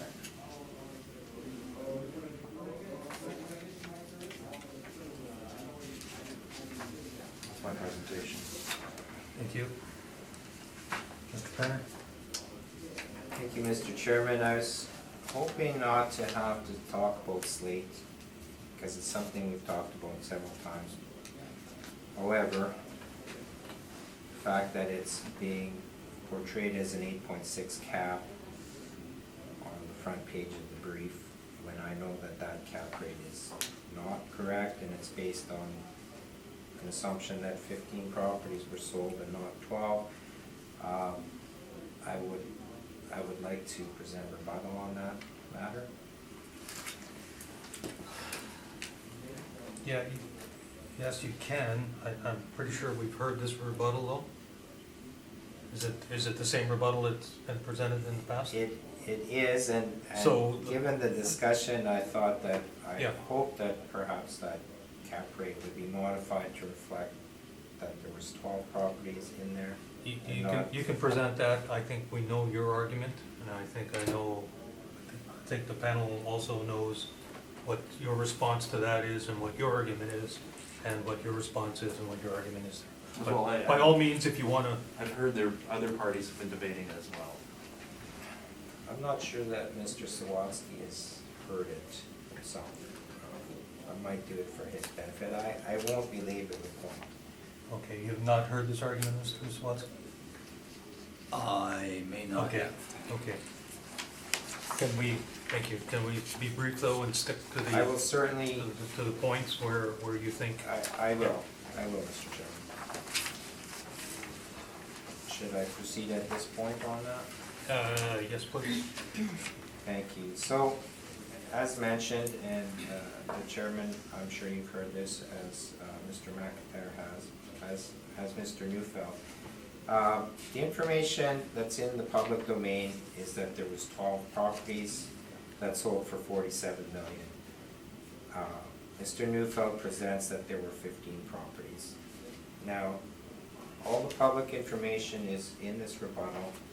The press release is on page 3, and it states clearly that there was 12 properties totaling 516,495 square feet that sold for $47 million. Turning to page 7, this is a Collier's publication talking about cap rates at around the time that the Slate portfolio was sold, and the analyst here, Mr. Prito, notes the sale and confirms what we knew, that there was 12 properties that sold for $47 million, and also states that cap rates were between 6.5% and 7% for good quality buildings. Page 8 of my brief again confirms 12 properties for $47 million. This is from the audited financial statements of Slate Office REIT. So all we have from Slate Office REIT is that they sold 12 properties, and not the other 3 properties that Mr. Neufeld refers to. So on page 9 of my presentation, this is directly from Mr. Neufeld's evidence. The properties listed on this page total 516,495 square feet. Indeed, these are the properties that sold in that portfolio. Turning to page 10, this is page 32 of Mr. Neufeld's brief. He lists 3 additional properties with 211,566 additional square feet, and suggests that they were also part of that $47 million. That's the error in this. Those properties were never owned by Slate Office REIT. We've seen their public announcements and their audited financial statements. They didn't own them and couldn't have sold them as part of this portfolio. So, turning to page 11 is a submission from the last cycle where Mr. Neufeld put in his evidence that there was 516,495 square feet. So last cycle, he had the square footage right and the $47 million sale price right. However, he is adding in those 3 extra properties with 211,000 square feet additional. So we know that's not correct. On page 12 is a status of title from one of those 3 properties. This is 2019 Sargent. We can see that the vendor of the property is Slate Management Corporation, which is not Slate Office REIT. It's a different company. And this property was sold for $4 million. So clearly not part of the $47 million. And on the following page is another one of the properties that Mr. Neufeld lists as part of the portfolio. This one was sold for $4 million, so consideration over and above the $47 million. And again, this was sold by Slate Management and not Slate Office REIT. So the bottom line is a lot of confusion over this. By using the net operating incomes from more than the 12 properties, the cap rate gets skewed. The 8.6 is based on incomes from 15 properties. Obviously, it's higher than what it actually was. If we use the NOIs from the 12 properties that have been publicly disclosed in audited financial statements, the cap rate is closer to 6.7%.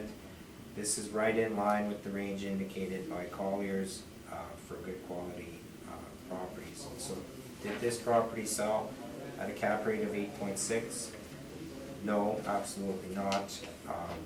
Further to that, there have never been provided to us allocations of the $47 million amongst the properties. Otherwise, we would be able to calculate a cap rate on this particular property based on its sales allocation and its income. We don't have that information. So just a point, there's 12 properties, we've seen it over and over. The cap rate of 8.6 is incorrect. It's closer to 6.7, and that's my submission. Thank you. Thank you. Mr. Neufeld, how did you want to deal with that? With questions or just statements? One question and statement. Could you just summarize for me what your sources were? You mentioned something on the internet. Oh, I'm looking, Where you got, your information was, I heard two things, the internet. yeah, these are So filings filings that obtained on the that Slate internet. Office REIT filed And- with the and then, securities regulators And then, and audited financial statements. right, Yes. audited financial statements? Yes. You have audited financial statements? Yes. Of, State Office REIT. sorry, in this package? I just included the one page, but it is from the audit. What page is that? Page 8 of my submission. Okay, oh, sorry, but the source for this was, The audited financial statements. where did you get this? On Cedar. Okay, that's what I wanna know, so CEDAR for the REIT, which REIT was this? Slate Office REIT. Slate Office REIT, okay. Correct. And the other source was this Collier's report here? Page 7? Yeah, the Collier's report, I'm just noting that the analyst for Collier's acknowledges the report. No, that's fine, Yes. and then you have a title for 2019 Sergeant. That's correct. So, am I missing any of your other sources of information? I don't believe so. So, okay, just so that's the basis, okay, that was my question. No response to, Oh, I have a statement. When okay. when you're finished. We'll just see if Mr. Sawatsky had any questions.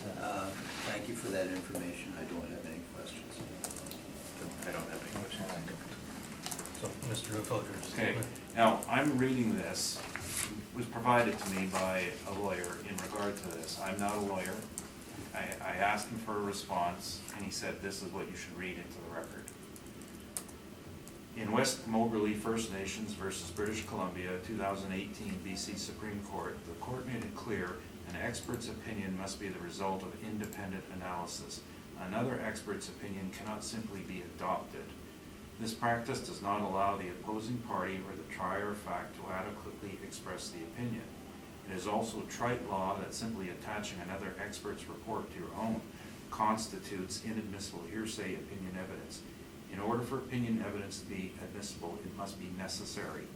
In the case of an assessment appeal, it is the job of the assessor to come to his own analysis and not rely on the opinion of someone else. And that's one statement, and the rest is, this is all ground you've been over before.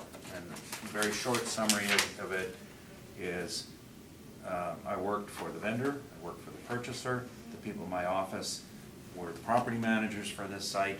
There were more properties than this, than the assessor is describing, and the full scope of it is not presented in his evidence. It's an opinion.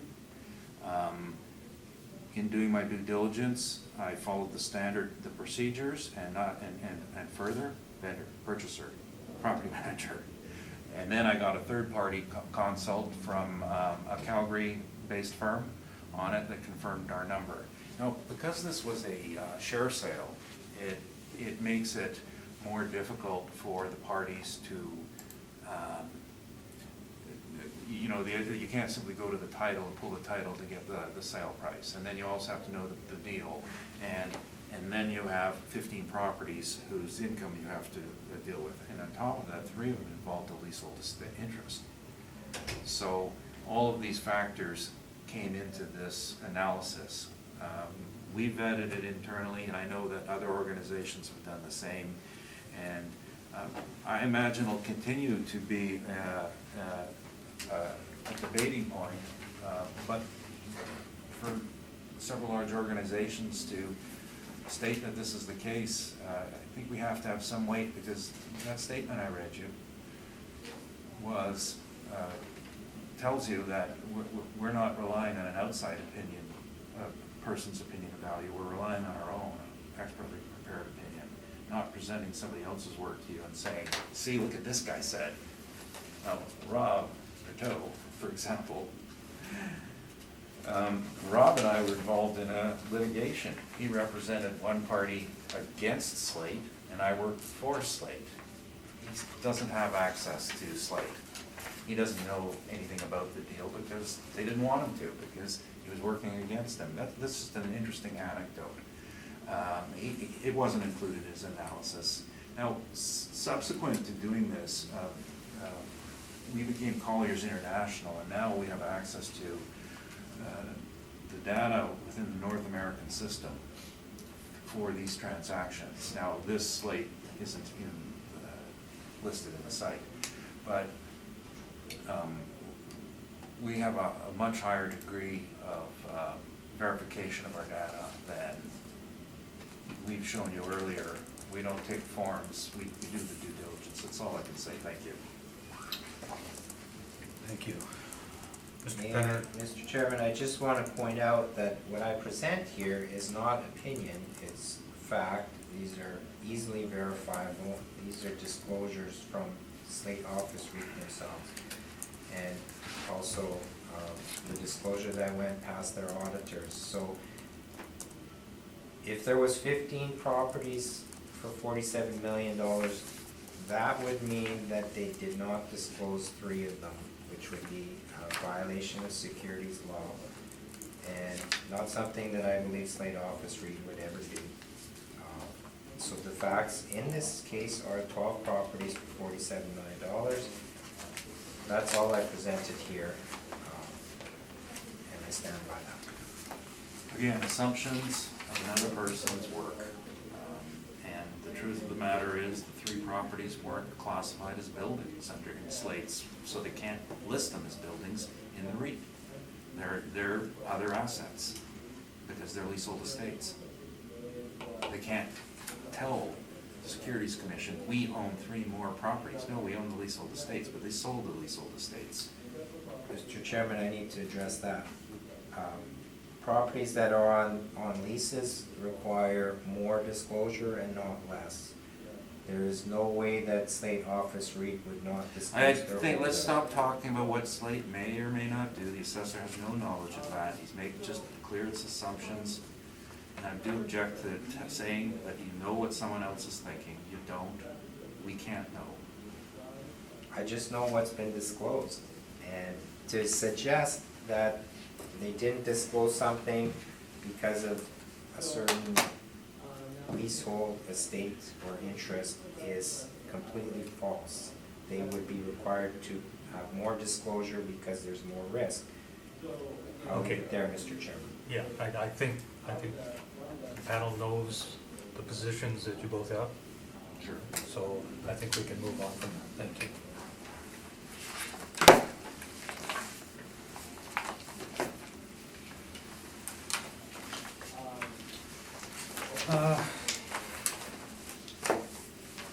Appropriate to take a short break here? Sure. 5 minutes. We'll call the meeting back to order. Next property we'll deal with is 300 Salto Crescent. When you're ready, Mr. Assessor. Thank you, Mr. Chairman. The roll number is 0708125900, 300 Salto Crescent. Value in the roll for 2020 is $4,252,000. This property is located in Murray Park Industrial.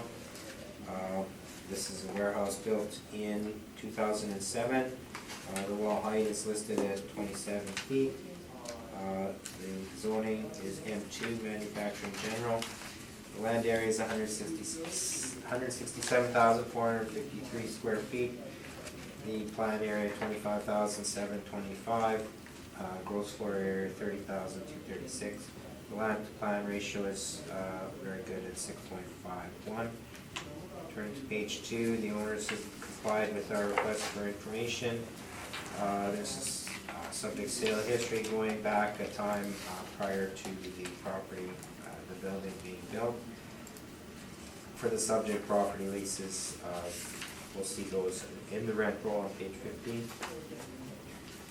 On page 3 are some comparable properties to support our model rent. They range from $9 a square foot as high as $12.42 a square foot. Page 4 is our income workup. The leasable area is 30,236. We had a model rent of $9.37 a square foot to come up with a potential rent of $283,311. To that, we applied a vacancy loss of 2.5%, expenses at 2%, and a shortfall at $375 a square foot.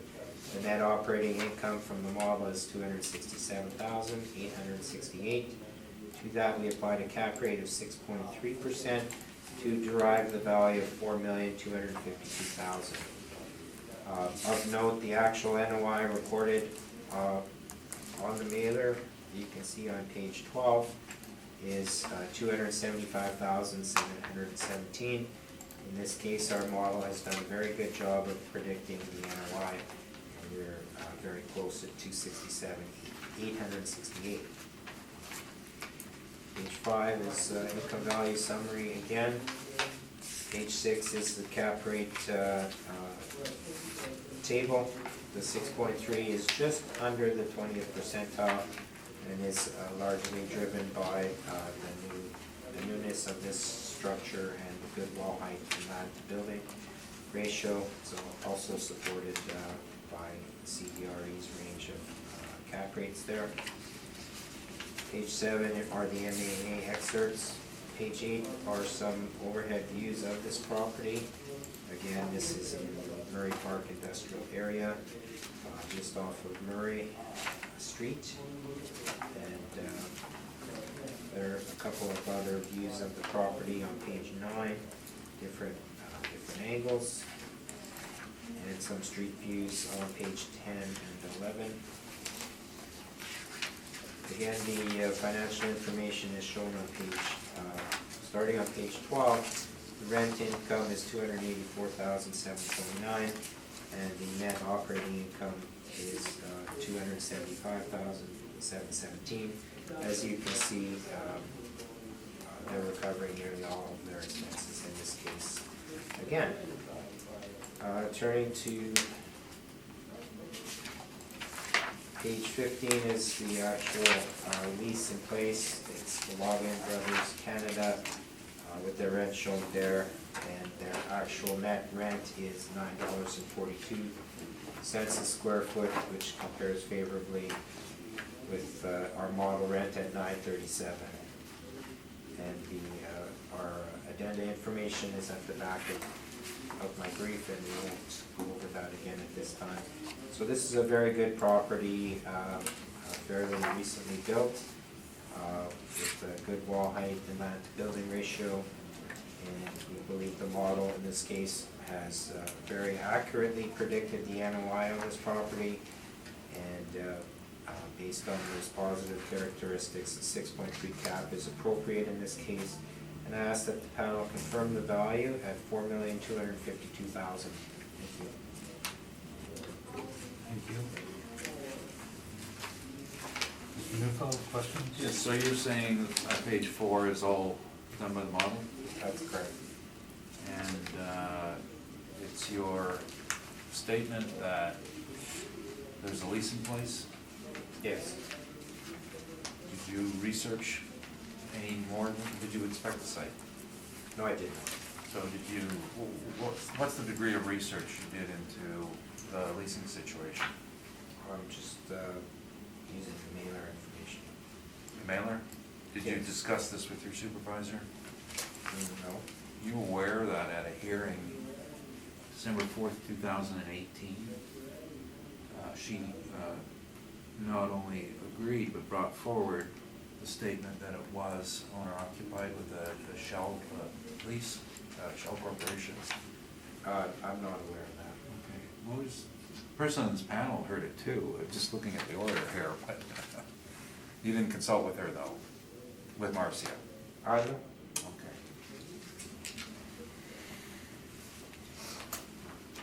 And so what are they doing here?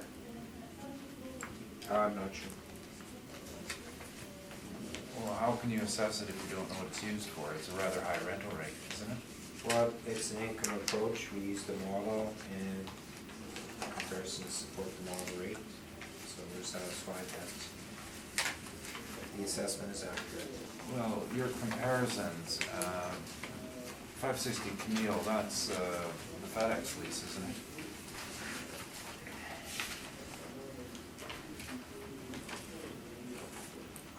Yes, I believe so.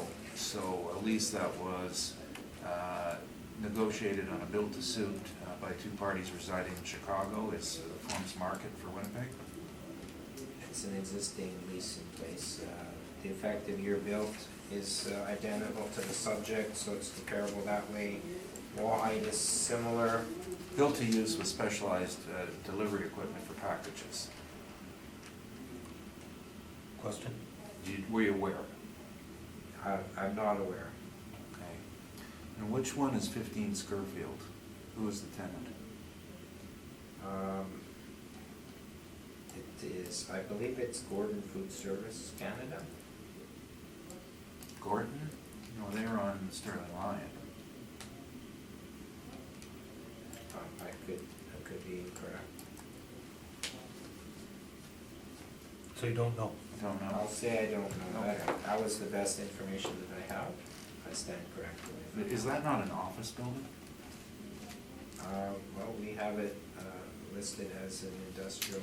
No, I know you have it listed, but you haven't been past it then, obviously. I believe it's a storage warehouse. Okay, well, I voted there in the advance election last time, so would you disagree with me then if I said it's an office for my inspection? I won't disagree. Okay. Those are my questions then. Thank you. Mr. Swatsky? I don't have any questions, thank you. Mr. McIntyre? I just have one question on page 10, the top photo. Yeah. Is there not excess land on this site?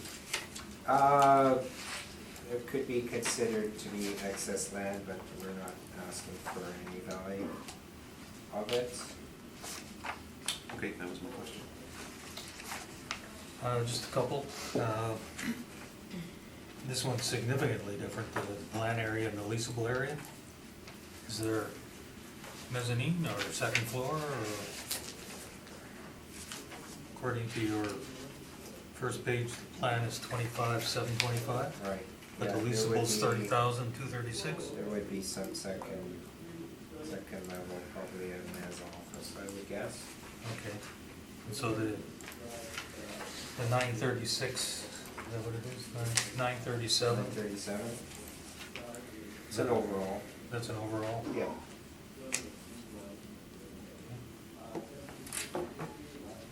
And I realize it's difficult to find, but your comps, none of them are in the area of the subject, are they? No, I would say no. So you're unable to find any? Yeah. I thank you. Mr. Neufeld?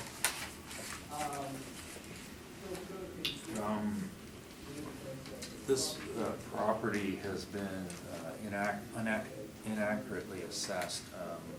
We did file an appeal for the owner, mid-year appeal last, for 2019, and it appears to me that it's being treated as a almost all office finish.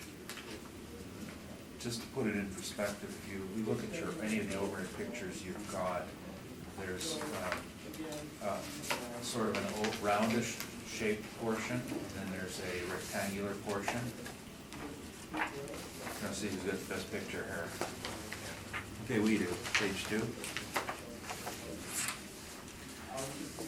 So the roundish portion is two-story office, and the other portion is pure warehouse. The owner and the occupant are one and the same. It's a holding company that they pay rent to, and we inspected it with Tricia Caldwell and Marcia Mizraki a year ago. We all had time to inspect it and had a fun time at the site. We took a number of pictures, and for some reason they didn't make it to the brief. Obviously, it's our responsibility to provide these pictures, but if anybody wants to see them, I can provide them. It's not the interior pictures. I mean, this is the one you want to see. That's the inside. That's the warehouse. It's warehouse. And what they do here is they distribute specialty textbooks. So this would be low-run textbooks of a specific nature, specific educational needs, university classes, that sort of thing. Not seeing Jane and Dick or whatever, Dick and Jane books, but this is like, you have a specialty medical research that you're into, this is where they would have the book. And they distribute across most of North America. So the office portion is well done, no debates there, which is why we put a higher than typical warehouse rent on it of $750. It's an owner-occupied building, and this is higher than anything we've ever seen in our rents, and it would be indicative of a higher fit-up on that portion. I don't have the exact measurements of the office portion. I'm going to tell you it's likely the difference between gross and pad ×2, because it's a 2-story, but there's also open space there, so it's a bit smaller than that. So that's going to suggest approximately, I thought I had the numbers here from our visitation, because we wrote this down. Oh, here we go, never mind. 80% is storage space, 20% is office space. It does have an elevator, but that was required by code at the time of construction. They certainly didn't want to, but that's what you have to do now. Built in 2008, built to suit for their use. They've got a lot of lounge areas in there for their workers. It's 25 foot clear, 400 amp service, dock and grade. A metal pre-engineered building with space heaters.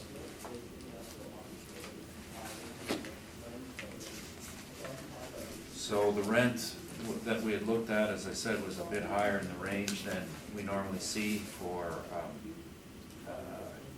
warehouse buildings. And we used a vacancy, again, that was mistaken. It should have been 5.7%, but it's 3.4. We're leaving it at that.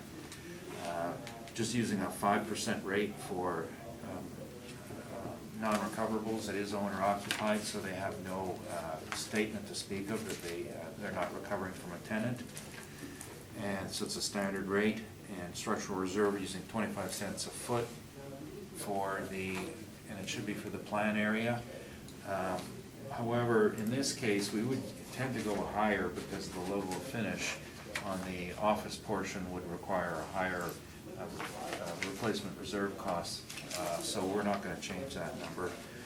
Shortfall is calculated on the actual taxes, estimated utilities, and estimated repair and maintenance. A bit higher than most buildings because the taxes are higher for one, and the repair and maintenance would be a bit higher because we have a higher amount of office component. Your typical office component should be about 7% usually, and so here we're at 20%, which is higher. And we felt we've addressed it. As far as the cap is concerned, I think that this building would probably be of interest on the Collier's analysis. And in our analysis, the ranges there are 7 to 8.25%. And we've looked at the upper end of the range due to location and the lack of flexibility with the office space. If you wanted to turn more of your office into warehouse space because it was custom designed. You don't have the opportunity, you have what you have. However, there is some land with it. So, actually, I would probably cap a bit lower than what was done here. Probably myself, I would think that a number closer to 8% would be appropriate, rather than 8.25. The previous amount is under appeal with municipal board.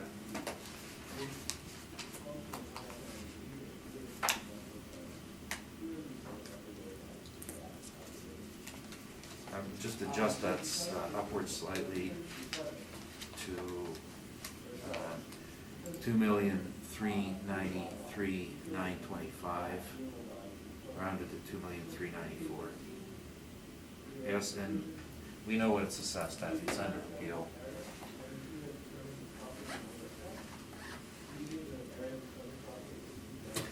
Mr. Presentation? Oh, yes. Thank you. Mr. Banner, questions for the I have applicant? no questions, Mr. Chairman. Mr. Swatsky? None, thank you. Mr. McIntyre? I have one on page 19, the Colliers cap rate report for Q1 2018. Shows single tenant industrial cap rate of 6.5 to 7.25. Yeah, that's the unadjusted rate. This is the broker's rate, so closing costs would be included. It's not calculated the same way that they are for appraisal purposes. So on page 23 is the adjusted chart. Now, even though Rob signs this, Rob doesn't provide these numbers. These are plugged in by the brokers.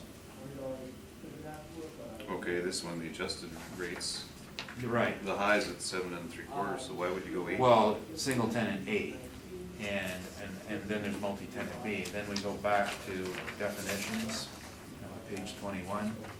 But is this not a single tenant A? It's not an A building.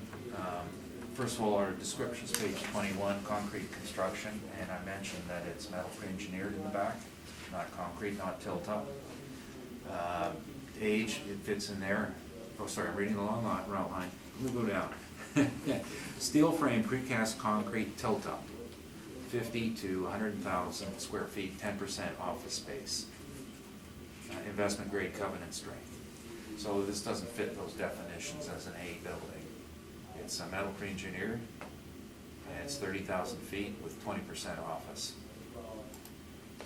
So we then looked at the next definition, which was steel frame, again, 25 to 100,000 feet, 10 to 20% office space. So it fit more the multi-tenant definition, except that it's not multi-tenant, it's single.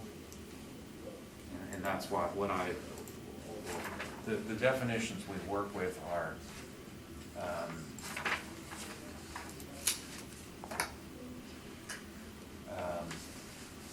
I guess geared to these qualifiers. It definitely fits, but it's the construction and location put it not at the best buildings, and the amount of office. Believe it or not, it's a negative. Because one of the things to consider here is you're doing a balance act. If your income is high, it's got nowhere to go. You have to cap high, because capping is the concept of anticipation. I'm going to make more money in the future. If you're already at that end of the rent range, you got nowhere to go. You can only go down. And whereas if you have a low rent, you can go up. You can anticipate, therefore your cap can reflect the possibility of more income down the road. There's no such thing as applying a high rent, high low cap. It doesn't work like that. You got to have high rent, high cap, or low rent, low cap. That's the matching game, the test of the reasonableness of the appraisal. Okay, thank you. I have nothing, thank you.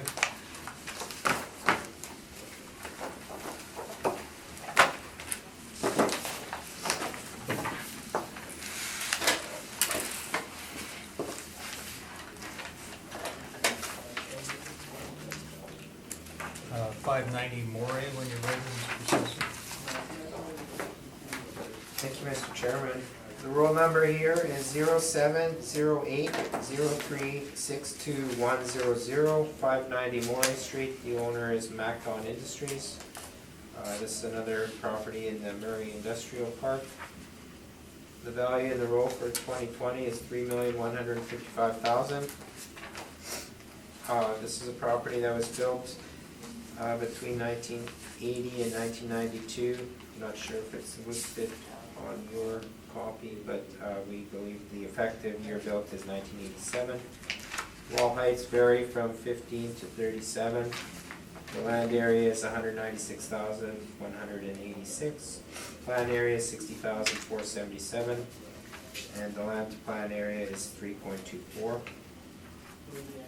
Subject sale history is shown on page 2. This property was purchased in '03 for $2.6 million. Some rent comparisons are shown on page 3. They range from $395 to $550 per square foot, and we believe that supports our model rent. Turning to page 4 is the income workup. We have a leasable area of 60,477 at a rent of $3.92. The potential rent is $237,070.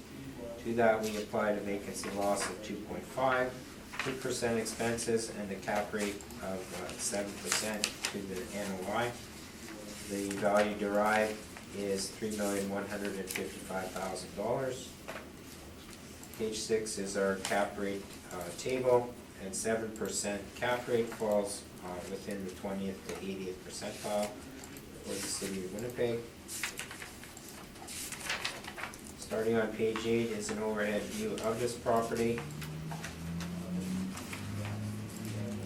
Different views from above on page 9 and 10, and page 11 is 10 and 11 are some street views of the subject property. Page 12 is the income mailer submitted to us, and again, as an owner-occupied property, doesn't show any rent, just the expenses.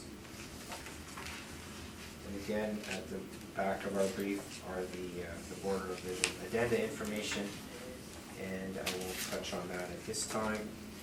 So the value of the roll is $3,155,000 derived from the model, which we think is fair and equitable, and I ask the board to confirm the value. Thank you. And thank you. Mr. Newfield, questions? Model again, Yes. and have you inspected this site? No. You know what goes on in this site? I can't be certain. Okay. What, owner occupied, obviously, Yes. and how would you characterize your comparables, page 3? Well, they're comparable in terms of size and age, as well as wall heights. Okay. Use? They're all, they'd be all flex warehouses. Okay. Those are my questions. Thank you. Mr. Swatsky? No, I don't have a question, thanks. Mr. McIntyre? Is there a mezzanine in this building?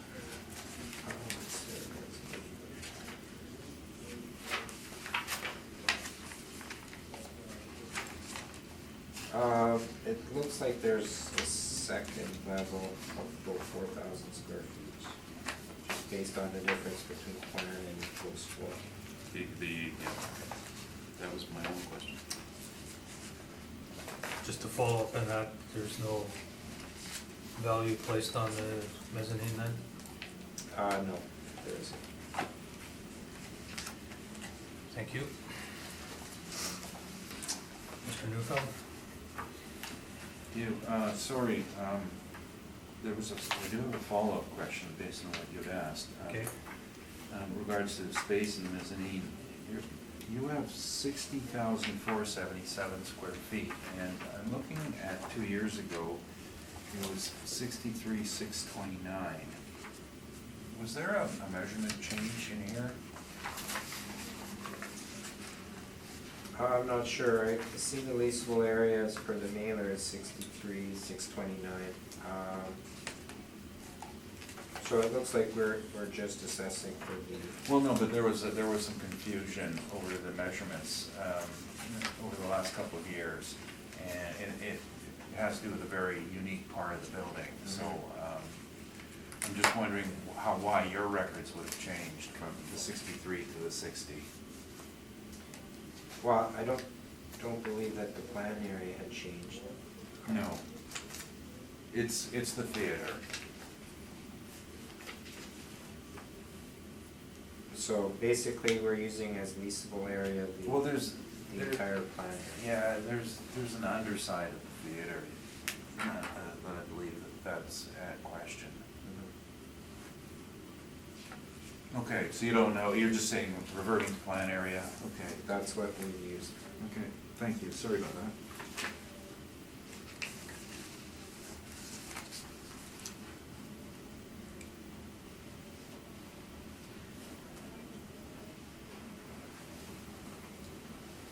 You can present yours now?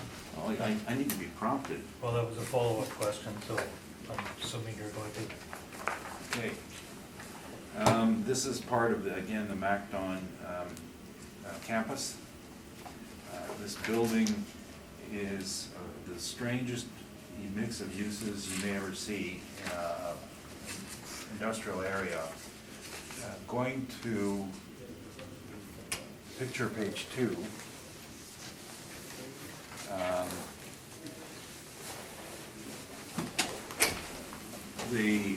You can see that there's 4 distinct sections there. Now, the little section is office. That's right underneath where the little red dot's on. Then on the left side, that the red thing is pointing at, there's a theater in there. And the theater is used for training, and it also has a stage for model rollout. So when the next generation swather is introduced, and at the event of the year where the dealers from across the country come to look at it, this is where they'll unveil it. And it's directly connected to the other area. The parts, on the upper part of it are assembly, and this is where they take the chassis that they purchase, actually the motorized parts of the chassis, which are the engine and the transmission, and they mount them to the swather frame and assemble them, and then they shove them outside. So it's a very strange building in its usage, and the confusion on the square footage is that underneath the theater, there is a little maintenance area. And we just guessed, we said, look, let's call it 5,000 feet, because nobody knew what it was. And last year, the assessor said, oh, it was 63,000 in total, and this year it's 60,000. So our number is a pure estimate and nothing more. And the plan area would probably be the best way to go with this. I have no, a board can choose what they'd like on there. Now, it has a very low land to building ratio, because as you noticed, as I was trying to point out in the pictures, the 4 distinct sections, they also indicate 4 distinct years. The building grew as MacDon grew, and as a result, they ended up having no land left. Being on 4.5 acres and having a floor plate that's 1.5 acres means you don't have much. And if you look at the siding on it, all they've got left over is parking area. So the land, then they purchased the lot to the south, and more parking there, and then on the other part of it is their storage facility for their completed product. By itself, it has a lower interest. Now, our numbers on rent and income differ from the assessors, and we start off with a higher rent, and we end up with a lower NOI. And that's because of we're trying to follow the right procedure here. And the right procedure would indicate a slightly higher rent. However, then there has to be allowance for non-recoverables. And in this case, we've used 5% structural reserve, again, 25 cents, and the shortfall was based on partial estimates, partial in the actual. So our NOI ends up at 211 versus 220. Now, we're not really that far apart. And this is actually one of those cases where you might not even believe the assessment department's work up on the non-recoverables, that they've worked it out, the rent, worked it out of the base rent. But that's not transparent, and that's not right procedure. So we have a major difference in capitalization rate. This building is a hybrid, mixed, whatever use that we can use these days, whatever word we can use for that term these days that's politically correct. It is a mix of too many different uses, and they're all specialized uses, and so is the real estate. So its interest in the market is extremely low. It would more than likely be on the market a major project to either adapt or renovate parts of it to turn it into productive space, and likely require some additional land from next door. That's my opinion on it. So again, not a good investment property whatsoever, and we're capping at 8.5, and you've heard all the information today. Last year's assessment was not appealed.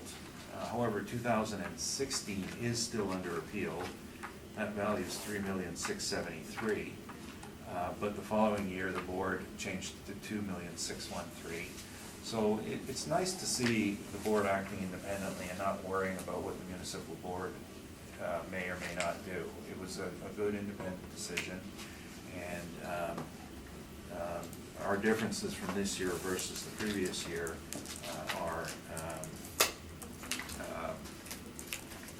I believe it's a minor change in the income based on the addition, the way we calculated this year with non-recoverables. When the city changes their rules and we revert back to the proper rules, it's going to indicate a slightly lower value. And that's the major difference between this year and last year. That's my presentation. Thank you.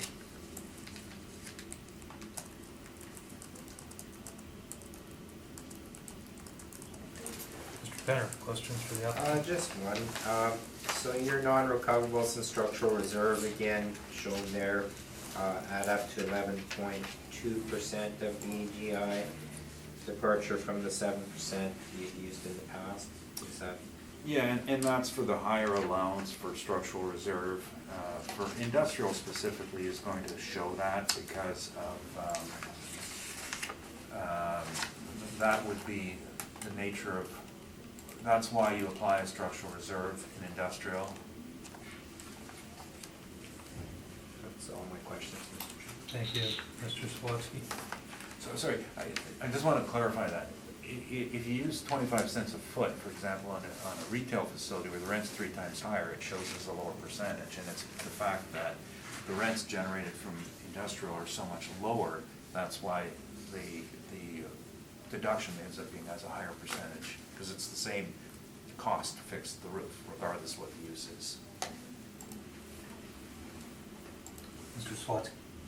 You indicated in 2018 the assessment of $2,613,000 was not appealed, No, it was not. and rationale? Because that's what we asked for. Exactly. Right on, yes. Is that right?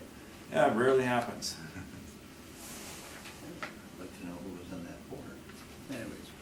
Well, somebody in this room was on there. Oh, It wasn't me. Oh, no. it's irrelevant. Could have been Kara. I have no further questions. Mr. McIntyre? I have no question. I just have one. Calculating your shortfall of $7.37. Yes, I think you said the 235 utilities was based on business assessment. that's correct. The 392 R&M, what's that from?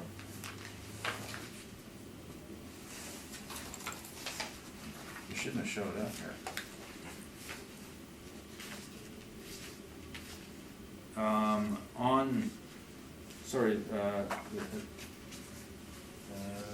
On page,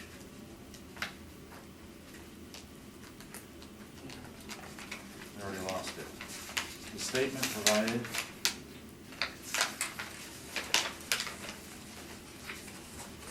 Oh, I'm sorry, it wasn't in my attachment, the assessor may have put it in his evidence.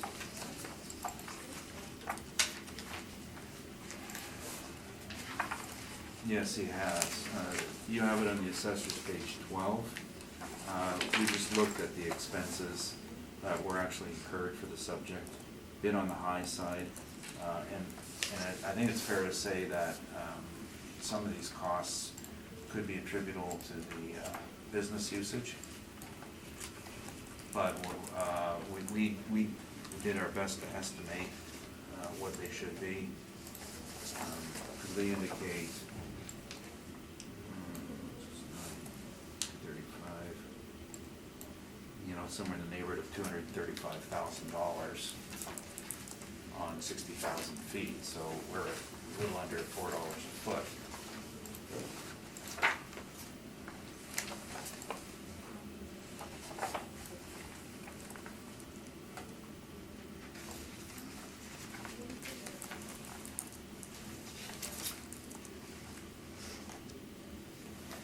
Yes, I think the utilities were counted twice though.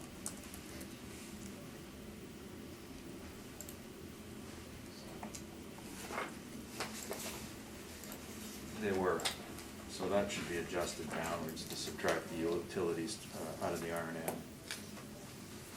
So that would have a slightly lower shortfall.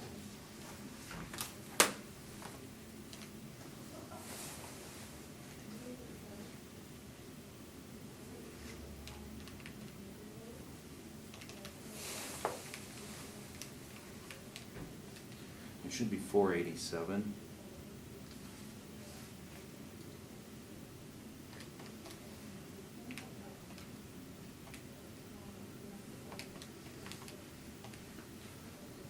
So the amended number is 10,205 as a deduction.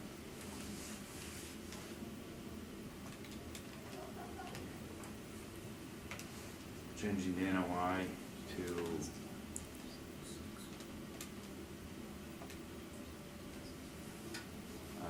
215, 936.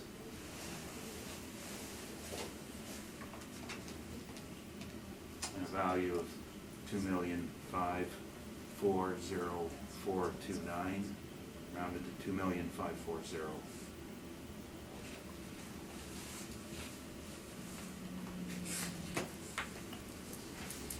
Which is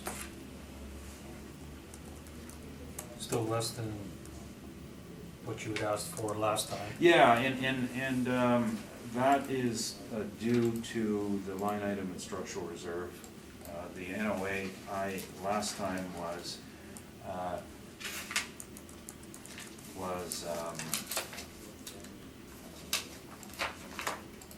224,750 at 8.6%. So the difference would be, last time the other was 5,023 and now it's 15,317. So there's our major difference there. It's a matter it's calculated. Okay, thank you. We'd be happy at 5 and 2 all day long.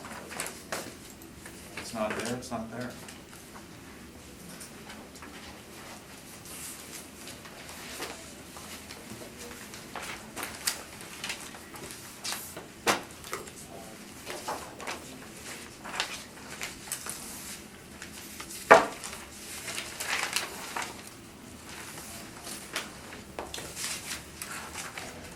Next, we'll deal with 1577 Dublin. When you're ready, Mr. Assessor.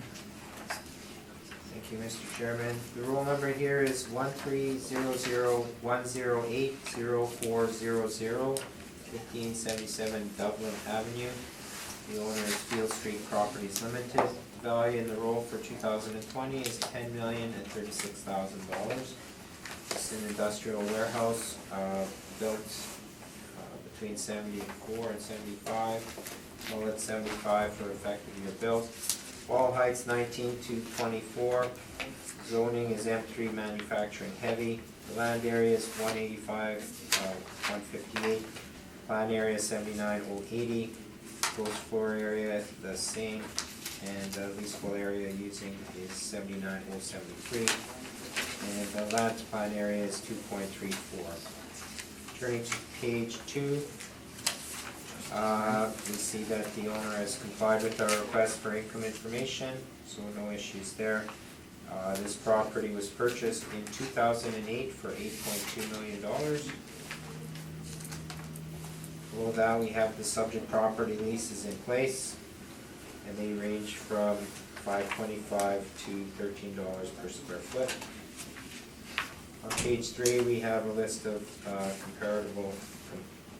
comparative properties that support our model rent, and they range from $7.25 to $12 a square foot. Turning to page 4, we have our income value workup based on the premises listed there.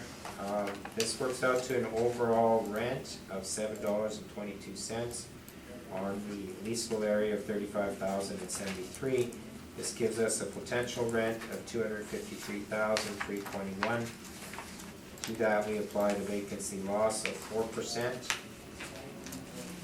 2% for expenses, and shortfall at $375. The net operating income is $233,063. We applied a 7% cap rate to this to derive the income value of $3,329,000. I should say this is the value of the warehouse portion, as there are 2 income streams on this property. So just to be clear, that was the warehouse portion. Turning to the next page, page 5 in my brief, there is an office component to this. Leasable area is listed there at 31,000 square feet and 13,000 square feet, 44,000 square feet in total. The overall rent is $11.44 per square foot, and this gives us potential rent from the office portion of $503,490. Based on the parameters for an office space, we applied a vacancy of 5.5%. Then we applied 2% for expenses and shortfall at $7 a square foot. The net operating income from the office stream is $449,342. Cap rate of 6.7% was used on the office for a capitalized value of the office portion of $6,707,000. So turning to page 6 is the income value summary, which summarizes the total of both income streams. So the total potential rent of the 2 together is $756,811. Vacancy loss works out to 5% and gives us an effective gross income of $718,986. 2% for expenses. Shortfall works out to $562 a square foot overall. And this gives us a net operating income of $682,405. The blended cap rate is 6.8%. This property was to be purchased, it wouldn't likely be purchased on 2 different cap rates. It would be a blended overall cap rate. And that's what we show there, that it's 6.8%. The capitalized value is $10,036,000 combined. So just to note, the actual potential rent as listed in the financial information submitted is $808,000. So our model potential rent is a bit lower than that. Vacancy loss is, the model is a little higher than the actual. On page 19, you see the net operating income of this property overall at $765,885. It's in the middle of page 19. So our model's predicted an NOI of $682,405. It's a little bit less than the actual experience of this property, but it's certainly in line, if not conservative. The cap rate we feel is appropriate at 6.8%, and the total value is $10,036,000. So we can turn ahead. The cap rate table is shown on page 7, and our cap rate falls within the 20th to 80th percentile for the city of Winnipeg. Starting on page 9, we have overhead view of this property at the corner of Dublin and St. James Street. Some different views of the property on page 10, and some street views of this property on page 11. I've already touched on some of the financial information. The rent roll is shown on page 16. It does indicate there's one vacant space at the time, at the end of 2017.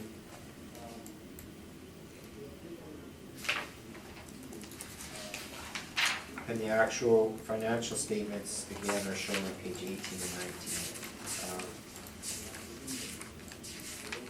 Shows a base rent of $808,000, net operating income of $765,000. So a good recovery in most of their expenses. And the addendas at the end of my brief, which I won't go over at this time. So we think that our model has done a good job of predicting the value of this property using a model. The projected NOI was a little less than the actual, but it is the model, and we think it's a fair value. The cap rate selected, we also believe is fair for a property that's generating income of $750,000. It's a good, solid investment property. And we would ask that the board confirm the value for 2020 at $10,036,000. Thank you. Thank you.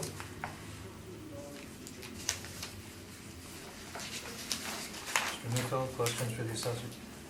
Yes, so the two revenue streams are generated by the model, Yes. correct?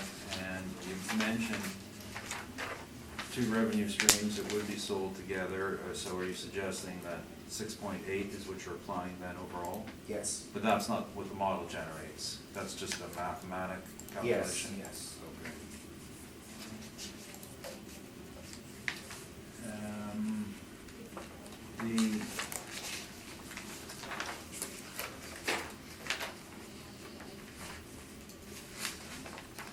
The two buildings marked government agency on page 5, did you account for the government non-recoverable issues? Like, you didn't use the actual income, but I heard you quoting and stating what you thought the net income was, and I'm wondering if you took into account the province of Manitoba's specific lease requirements? The value is done on the model, and there's No, it has to do with additional- your comment, you said Oh, my comment? 765,000. Yes. And I'm looking at page 19, and there are 4 line items specific to the province of Manitoba as a non-recoverable expense. So you didn't take those into account, did you?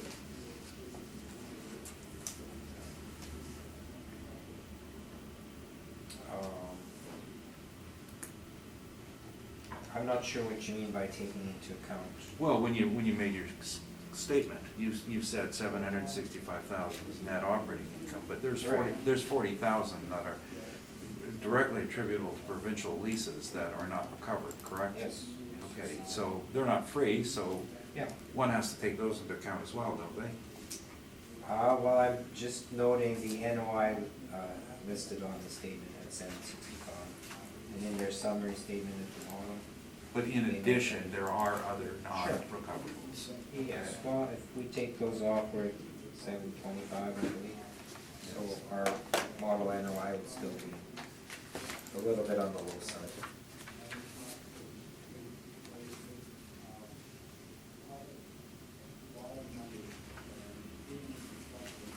And have you inspected this property at any point? No, I haven't. We assess, the assessment is based on market value as of April 1st, 2018, and fiscal condition as of time of appeal, correct? Yes. Okay, those are my questions. Thank you. Mr. Swatsky? One question with regards to the land plan area. Right. It's 2.34. Is that a risky thing for investors, and do semi-trailers access this site? I'm not sure. I would suggest that that would be an additional risk. That is a low land plan, lower than what you would typically want.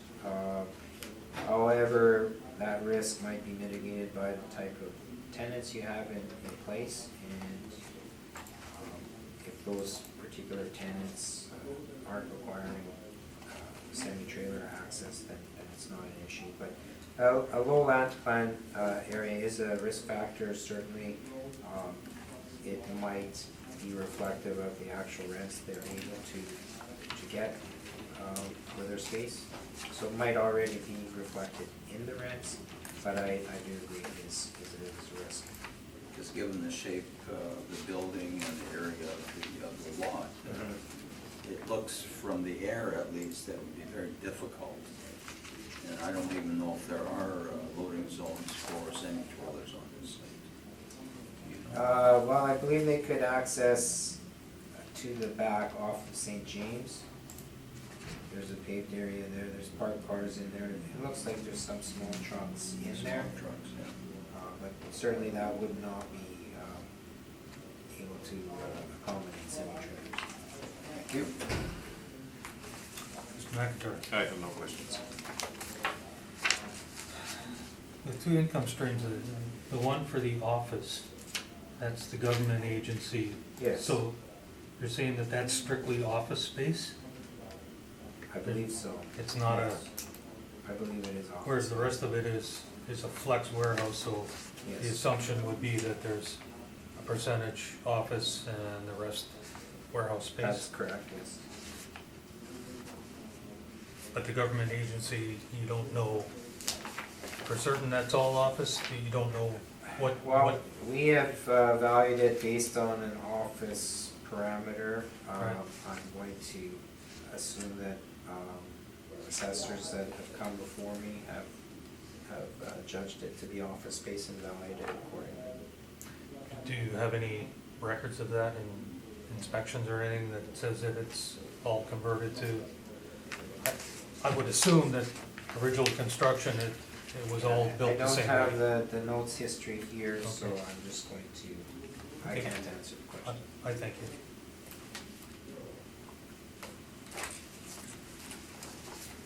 Mr. Neufeld? I do have one follow-up. If your calculations on page 5 ended up being not office, what would that do? Would that indicate a lower rental value if you reclassified it as not being office? Well, I guess we would look at the actual rents in place. Given that they're $13 net, that's a good indication that it is office space. But if it was warehouse space, we would value it on that basis. You think 13 net now, so since you brought that up, I wasn't going to ask it, now I have to. Page,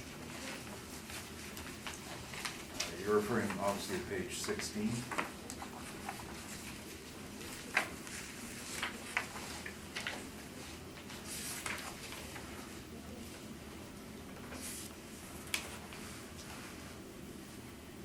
And on page 16, the other tenants are paying between $537 and $563 for op costs, and the government's paying $377. So are you still sure it's net? Yeah. Even though they're paying less recoveries? Well, it could be that they're not recovering, as you say, everything from government leases. And an additional $41,000 on page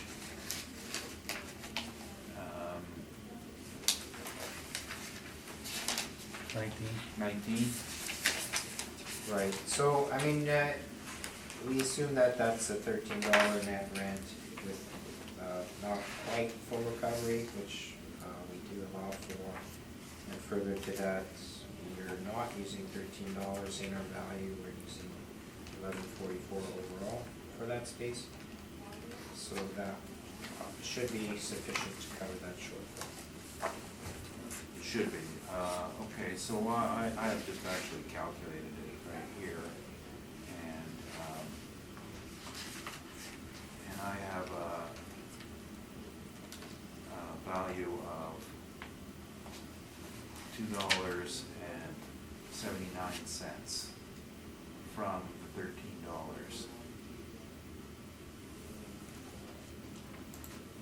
Which would indicate a net rate of $10.21. So that is lower than what you have showing on page 5. Can you explain where you got that figure from? Oh, certainly.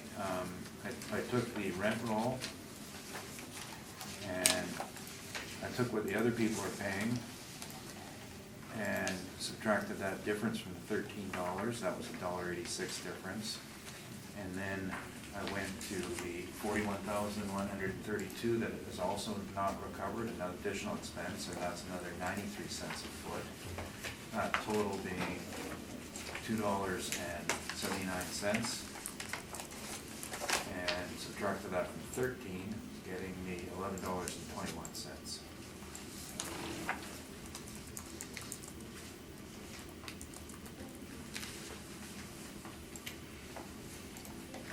$10.21. Did I say 11? I need to eat something. $10.21.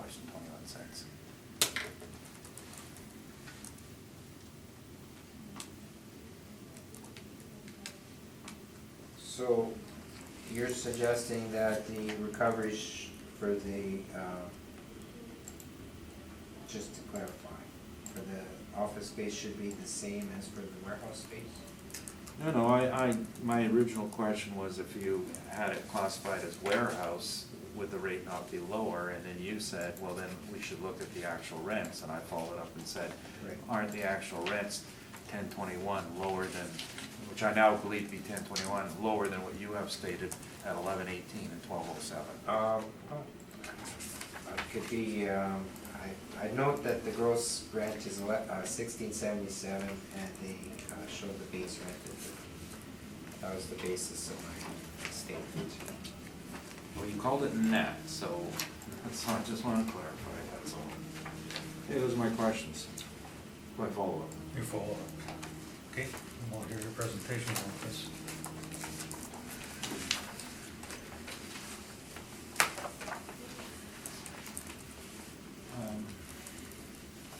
This property is kind of a stupid design. Sorry, I like very plain words in that they really didn't know what they were doing when they built it with the U shape like there, because the front is only suitable for car parking, and the back requires some very difficult maneuvering to get a semi-trailer. I suppose you could get a few semi-trailers in, but then you lose the rest of the parking.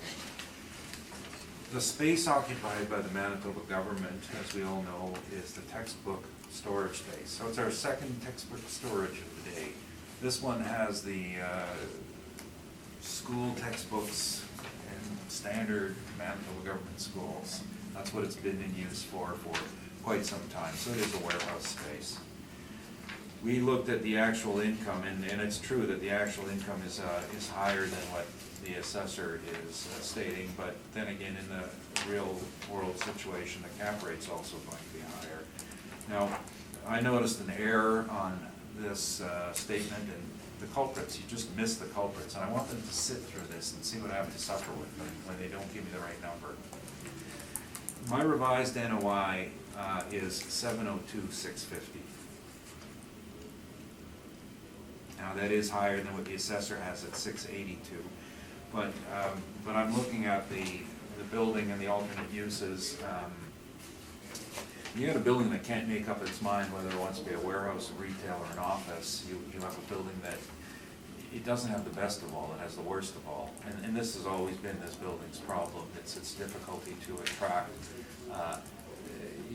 It's built for everybody, but nobody wants it. It's sort of like owning a crossover vehicle. They think they do everything, that they're bad cars, bad trucks, bad vans. They just do a little bit of everything. So we would cap this at 8%. It would, because of its size, be of marginal interest within our Colliers study. And our rates, as I mentioned earlier, clearly multi-tenant to be 7.25 to 8.25 is our range. I think it could be a little bit more competitive than 8.25 because of where it is at the end of St. James. And we would think 8%, that gives us a value of $8,783,125, rounded to $8,783,000, and that's a slight increase over last year, which is not under appeal.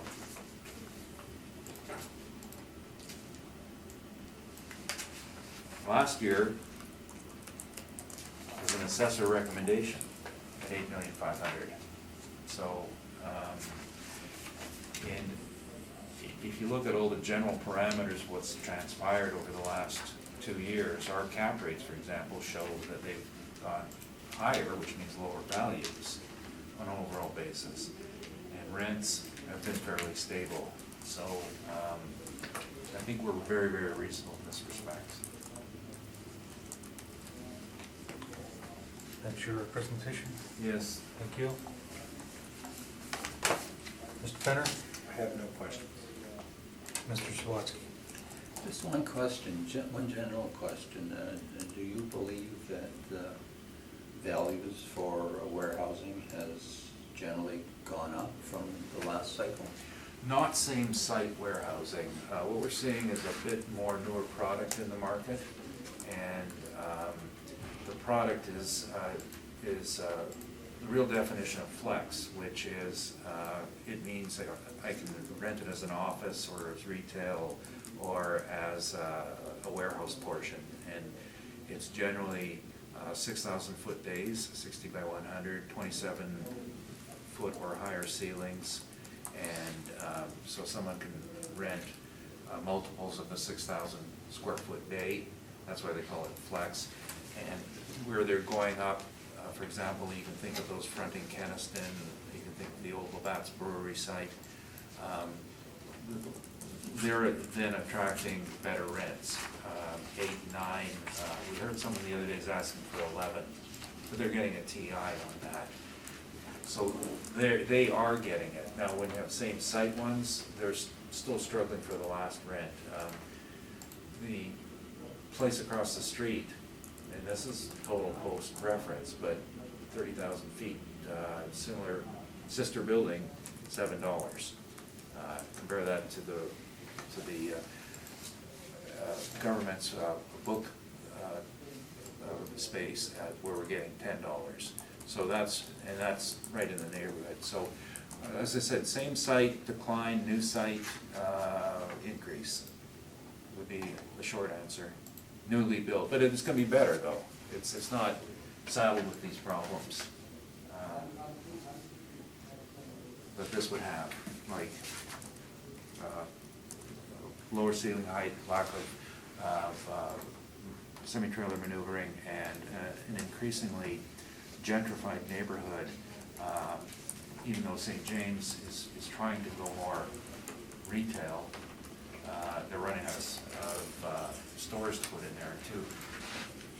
Good, thank you. Mr. McIntyre? Just one question, on the province's space, is it 100% warehouse? In other words, no office at all? I've only been in there once, I'm just trying to remember. It's predominantly warehouse. There's some perimeter offices, and the entrance to it is set up.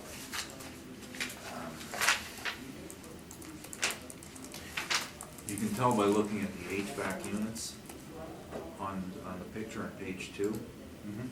So anywhere where there's a big box is an air exchanger, and it'll be heating and air conditioning. So northwest portion, there's one unit, and the rest is all warehousing. And yet on the east side, there's 3 big units, and then the south side, there's scattered units. I don't have the exact square footage, but it's predominantly book storage. Okay, thank you. I have no further questions. Just to follow that up, so do we know where the provincial units are? Around, U-shaped around. And it's not a perfect setup. But when you get the concept on the site was that they wanted to build these bays, and ended up that just the retail people wanted the frontage space, and so they ended up getting a lot of the rearage to the province. The province has some frontage and some rearage, and then there's little fill-ins, pockets, whatever, they won't take a piece of the frontage, or a little sliver in the back, so it's just been demised all up. Well, thank you. They bought a fireplace insert there, I remember. Come in the front, and that one went all the way to the back. The next property we're dealing with is 2030 Notre Dame, and just clarification, we have 3 points of appeal, but is it just the assessed value that we're dealing with? That's correct. Okay.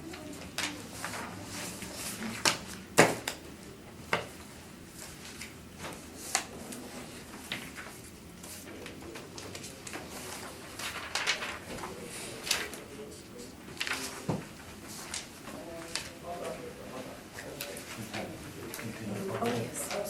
Okay, Mr. Penner, when you're ready, please, we'll hear from Thank you. you, Mr. Chairman. The roll number is 0701089250. The address is 2030 Notre Dame Avenue. The owner is Pirate 2030 Notre Dame Avenue Holdings, Inc. The value in the roll for 2020 is $9,342,000. The property description is as below on the first page. 4 buildings, 3 premises, varying from 1 to 2 stories. The actual year built between 1961 and 1977. We judge it to have an effective year built of 1968. Wall heights vary from 11 to 24 feet, and it's zoned M2 manufacturing general. The land area is shown as 271,307. Land area 103,181. Goes for 107,221. Same as the leasable area, and the land plan area is 2.63. Our requests for income information have been complied with, as shown at the top. There's a lot of sales history on this property. The last sale, the current ownership bought this in 2012 for $8,100,000.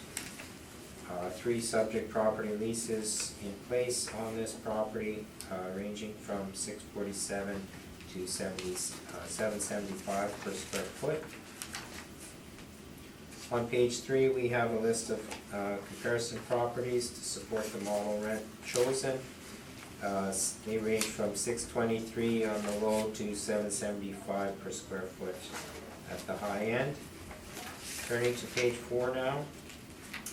We have our income summary. As I noted, there were 3 leasable areas totaling $107,221. The model rents are shown there, and that adds up to an overall rent of $664 on this property, a potential rent of $712,191. So with that leasable area and the overall rent, the potential rent is shown at $712,191. We applied a vacancy loss of 4%, expenses at 2%, and shortfall at $375 per square foot. The net operating income on this property is $653,946 according to the model. To that, we applied a cap rate of 7% to come up with the value of $9,342,000. Just of note, the actual net operating income on the financial statements on page 12 is $733,424. Again, our model is predicted on the low side, the NOI a little bit lower than the actual performance of this property, but we deem it to be a fair prediction of the market NOI. Page 5 is just the income value summary. Page 6, in the cap rate table, the 7% falls well within the range of the 20th to the 80th percentile. It's also supported by the outside sources. Turning to page 8 now is an overhead view of this property. Both the map view and the satellite view, and a couple of different looks from above on page 9 and 10, and the street view of the property on pages 10 and 11. So just page 12 is where the mailer income information is.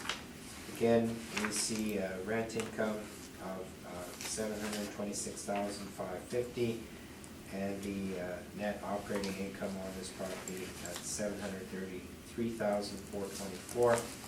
So they are recovering most of their expenses, not quite all, but pretty decent NOI at $733,000.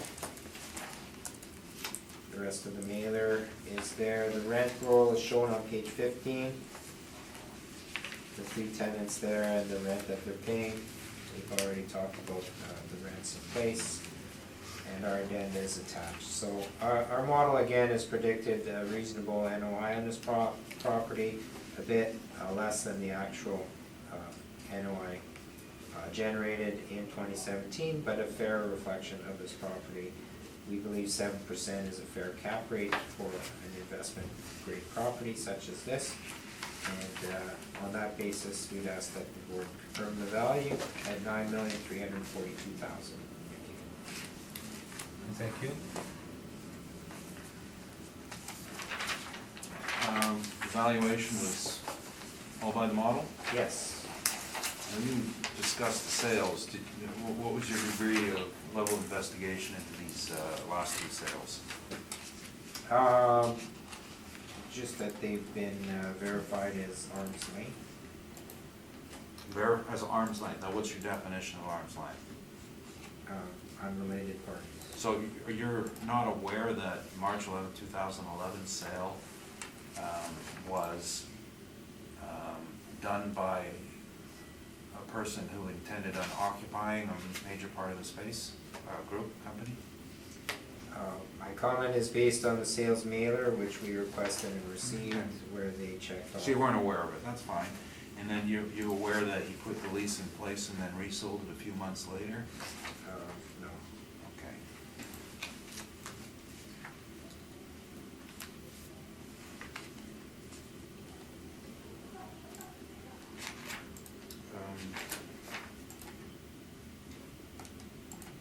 Those are my, sorry, I'm looking at, I'm just trying to see, for some reason, oh yes, I know what I wanted to ask you. The mailer that you provided on page 12.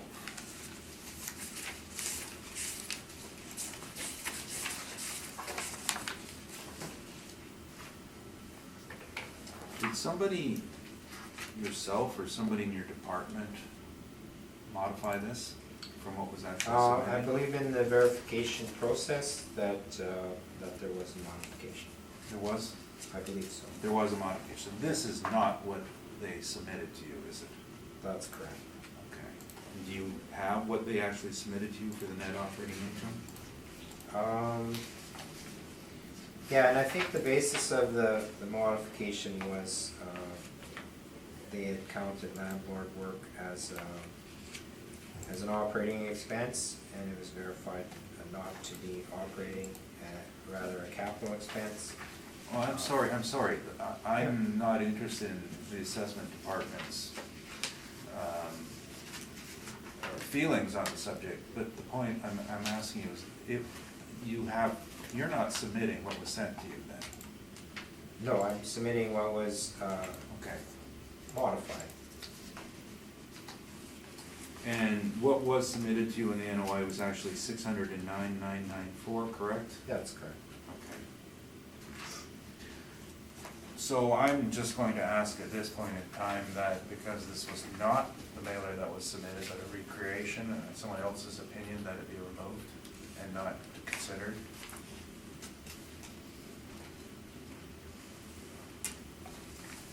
Now, if the I assessor think- agrees with us, great. If not, I'm gonna ask the board to make, if you could make a decision on that. If he's admitted it's not the owner's work.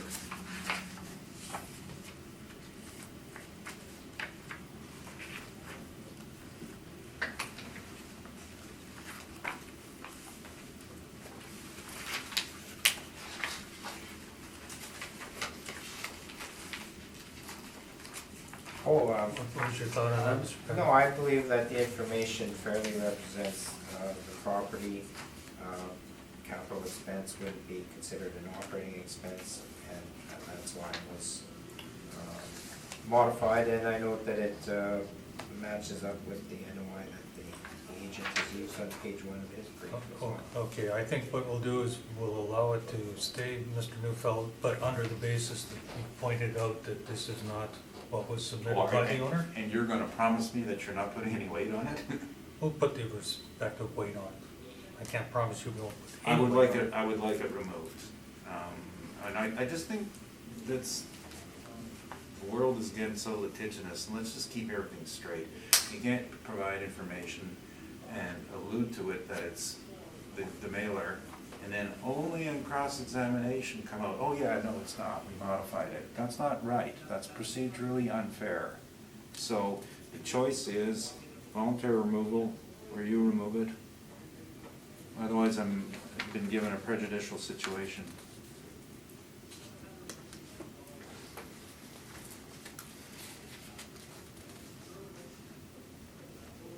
I don't think there's anything wrong with removing it. It'd be the right thing to do. Let's just avoid trouble.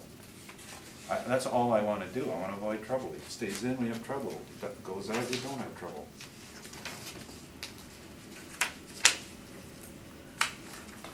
So are you referring to the entire, No, just the. just that one page? Yeah, just that one page.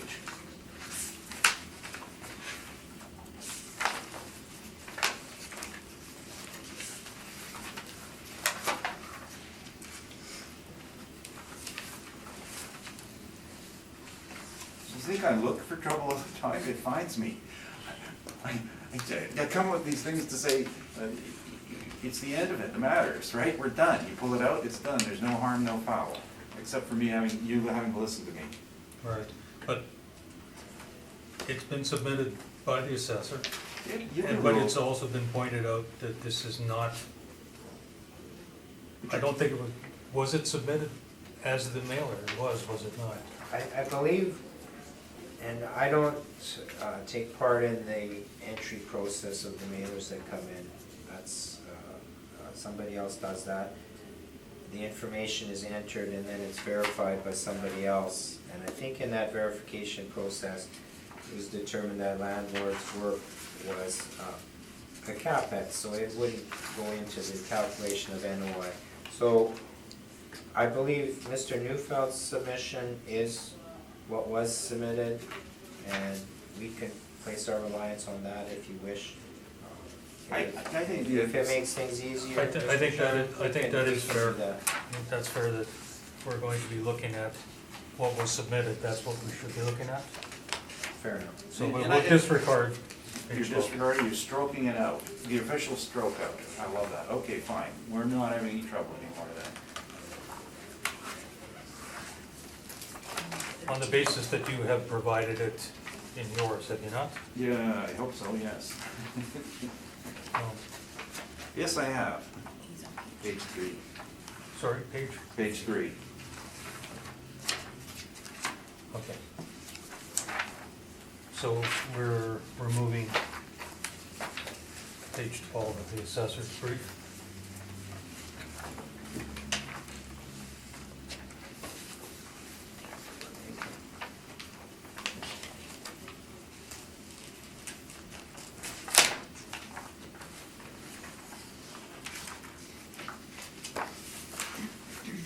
And you're questioning still? No, sorry. You're not, Just no more questions?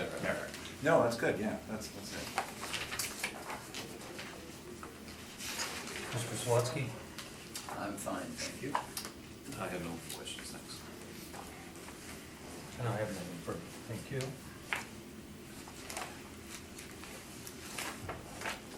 Mr. Neufeld, I'll hear from you, please. Thank you. So we are using the actual income and the 732. What do I see, 726? Wow. Okay, 732, and the 3.6 was what the mistaken market on this was. It's actually 5.7. We're not making any changes today. The non-recoverables, we've done a calculation at $30,000, and what we did is we looked at the two issues, the landlord's work, which the city removed, and the second part of it, which we provided as well, which was the leasing costs. So those are detailed page 3. We're not putting them in as direct costs for the year. We're amortizing them. It was a fair amount of work. Now, our amortization was based on, this is actually my idea here, so I'll take all the blame here. The landlord's work was based on a 10-year amortization, which fit into a 10-year lease schedule.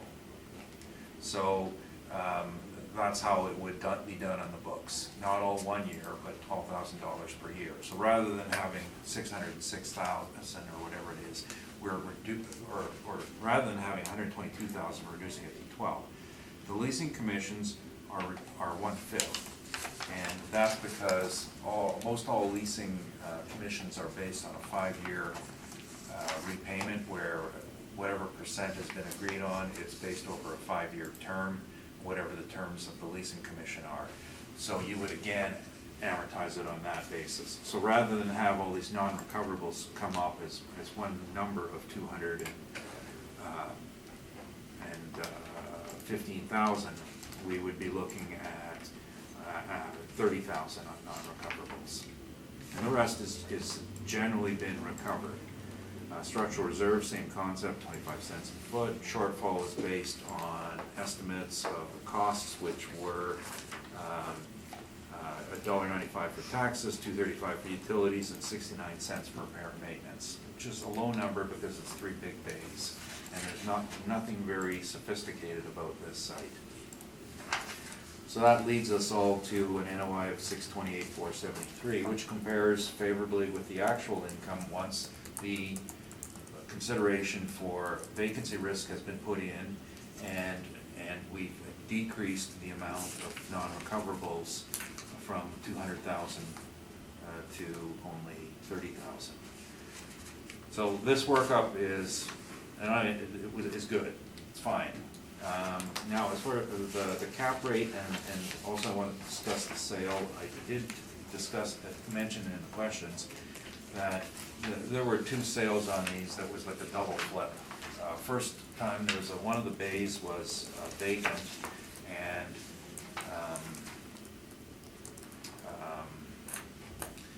rather than rent, the person bought the entire building and occupied the bay.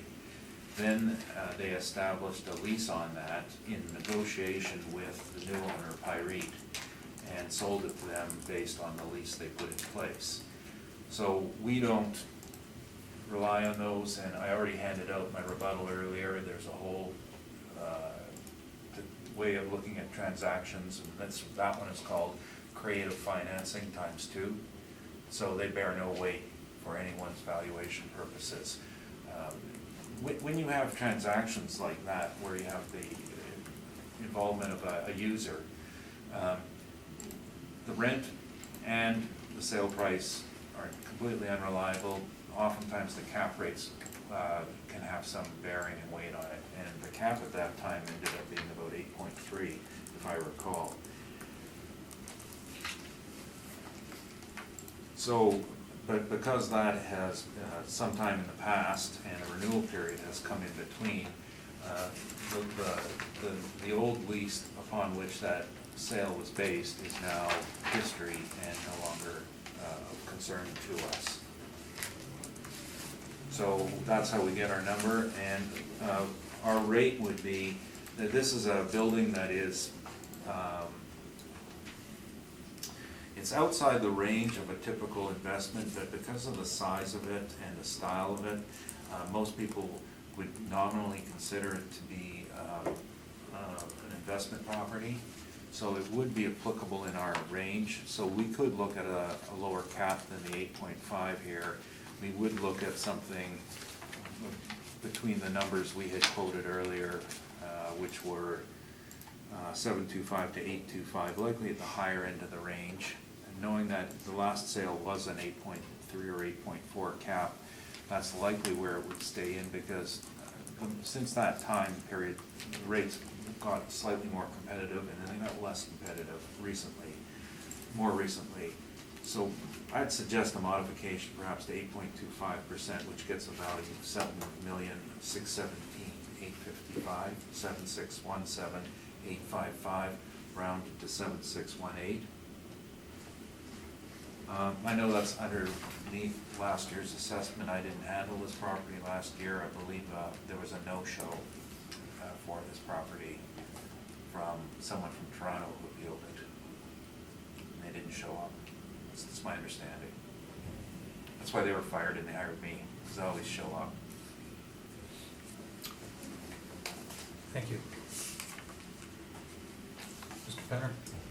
So you talk about the sale in 2012, you said the cap was 8.3. The sales mailer indicates 7.68. That doesn't seem to match up with 8.3. Can you explain that? Sure. We were involved with the transaction. We were managing at the time, and we had access to vendor purchaser and the whole deal. I can get you the right number in an old one.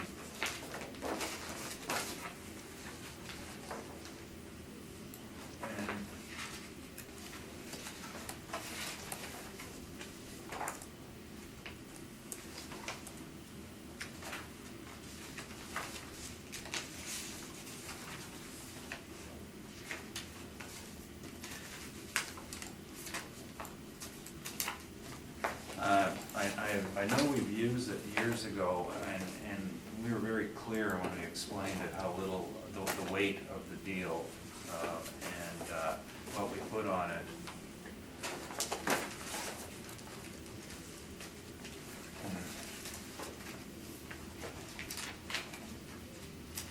Sorry, and I know for a fact it was plus 8s, low 8s. That's without finding it in front of me. I can't absolutely verify that number.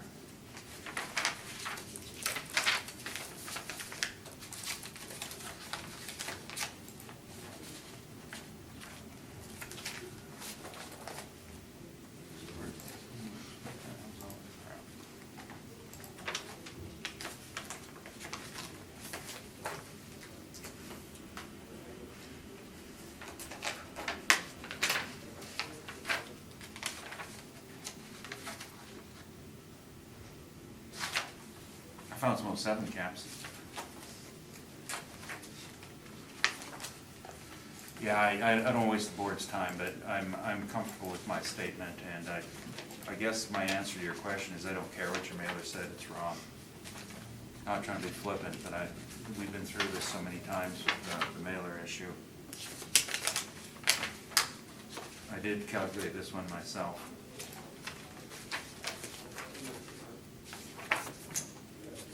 That's okay, Mr. Newfield, we'll leave that there. So my last question then is, Pirate or Pure Investment Real Estate Trust purchased the property for $8.1 million in 2012.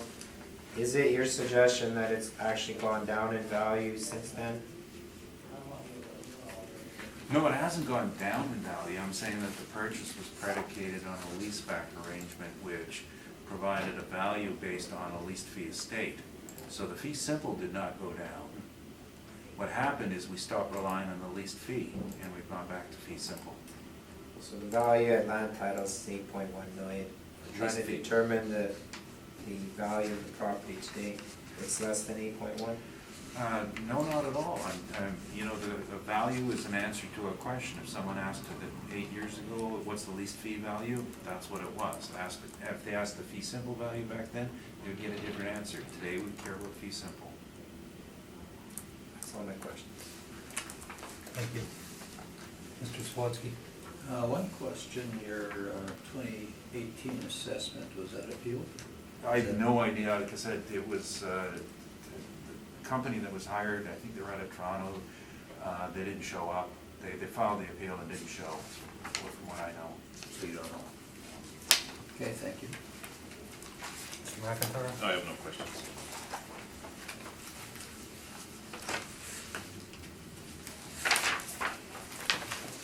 Just one clarification, your net income, 732,137, Yes, and then down here, you've got your net 609,994, which is from the mailer, right. and then without the landlord's work, 732,137, which is exactly the same number as the net income. Oh, okay, so that's how it was arrived at. Never mind, now I understand. Yes, they took the statement and just subtracted the landlord's work to get the 732. But this, I noticed that on the page 3 in the mailer, it shows rent income at 726,550. That should have been our start point, which tells me that there's another $6,000 in non-recoverables that we haven't accrued for in our calculation. Because it should have been not 732, it should have been 726. And the difference, you see the way this person calculated it is that they started at the end and worked backwards, and they missed $6,000 in expenses. So I'm not going to make a change for $6,000, which represents 1% of the NOI. Thank you.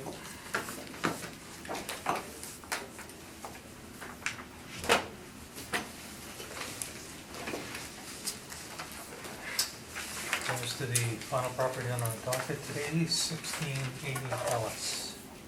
Thank you, Mr. Chairman. The rule number is 0700136840, 1680 Ellis Avenue. The owner, H-Reed Holdings 64 Corporation. Value in the roll for 2020 is $4,583,000. It's an industrial warehouse, one building with 8 premises, 1 story. This was built in 1980. Wall height is 18. Land area is 72,874. Plan area 29.7, and the land plan area ratio, is 2.45 to 1. Turning to page 2, the owner has complied with our request for information. This property sold in 2007 for a value of $4,570,000. The subject property leases are listed on page 2. On page 3, we have rents to support our model rent, and they range from $10 to $11.75 per square foot. So turning to page 4 is our income value summary.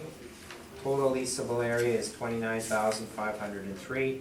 An overall rent of $10.89 gives us a potential rent of $321,351. To that, we've applied a 4% vacancy loss, 2% for expenses, and $375 for shortfall. This gives us an NOI of $297,902.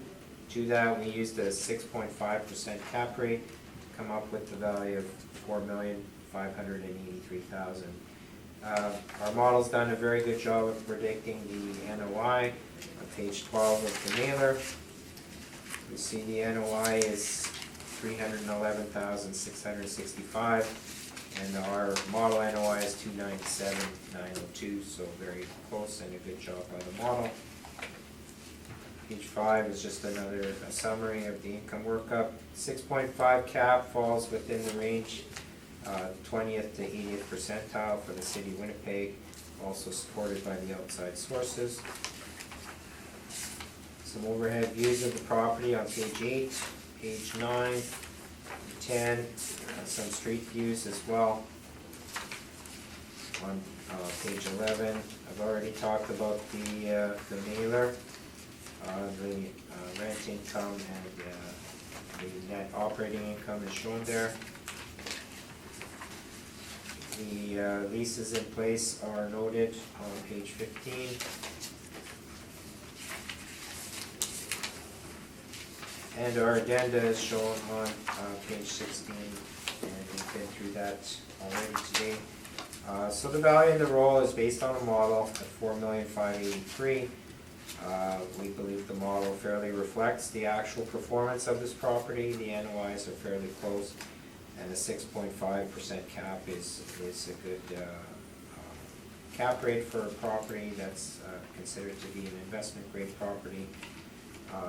This is also property that was part of the Slate portfolio sale, and as we mentioned before, there was no allocation of the values to the individual properties, so we don't know what that sale price was. We do know that the purchase price in 07 was $4,570,000, and we are right in around that value today, so the property is seen to be performing in a steady manner. It hasn't really increased in value, but we wouldn't expect that it's decreased in value either. So on that basis, that's my presentation, and I'd ask the board to confirm the value at $4,583,000. Thank you. Thank you. Mr. Neufeld. Page 4, this was done by a model under the basis of being flex warehouse, Yes. less than 20% finished? No, more than. More than, okay. Yes. I always get those numbers, those things mixed up, so more than 20% finished, but still flex warehouse. Yes. Okay, so which of these users on page 2 are using it for a warehouse? I don't know. Are any of them? You have you inspected? No, I haven't.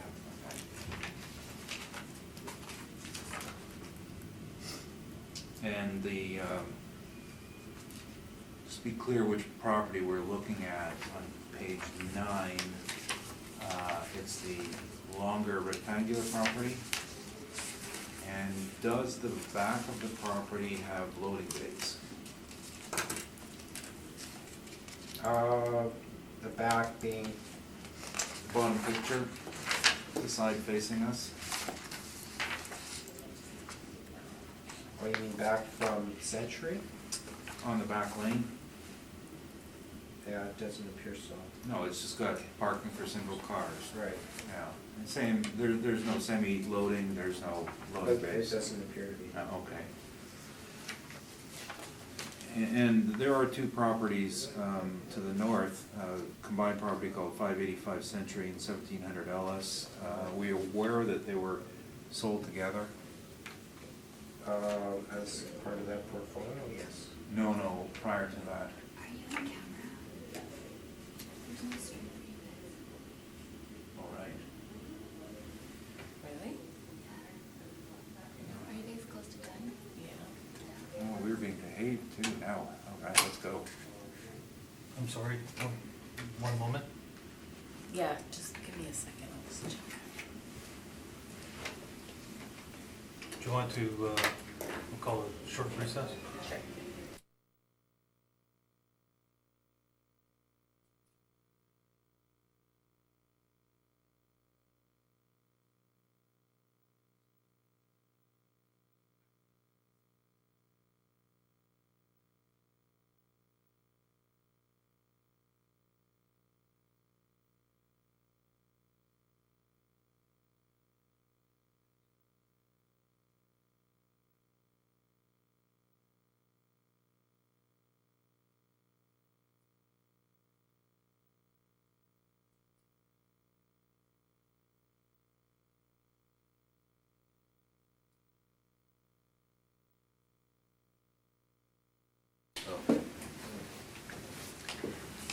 Okay, I'll call the hearing back to order.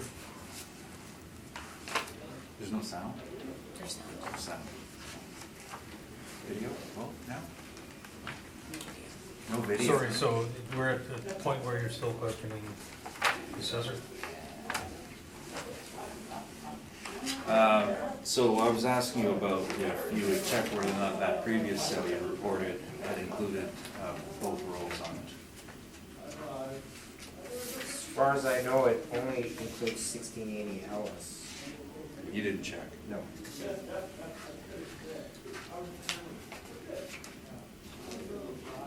I guess, and I guess you didn't inspect it then? No, I didn't. Okay. Those are my questions, thanks. Thank you. Mr. Sawatsky. No, I have no questions. Mr. McIntyre? And I have no questions.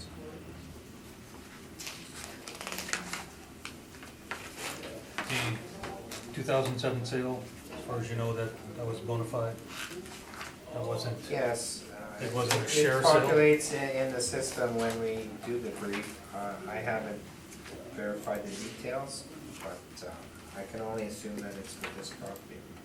Okay, and the owner is a REIT, so would that be for that property, that time, or? Well, this was part of Slate Office REIT's portfolio, and they've since sold it to another company, which is a larger investor, but I don't believe it's a REIT.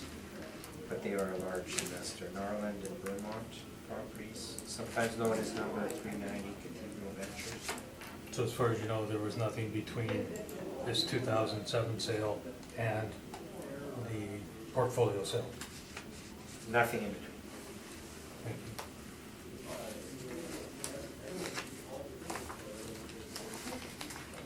you. Mr. Neufeld?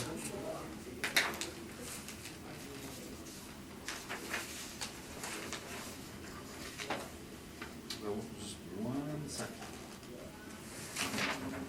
Let's go check all these forms. My turn?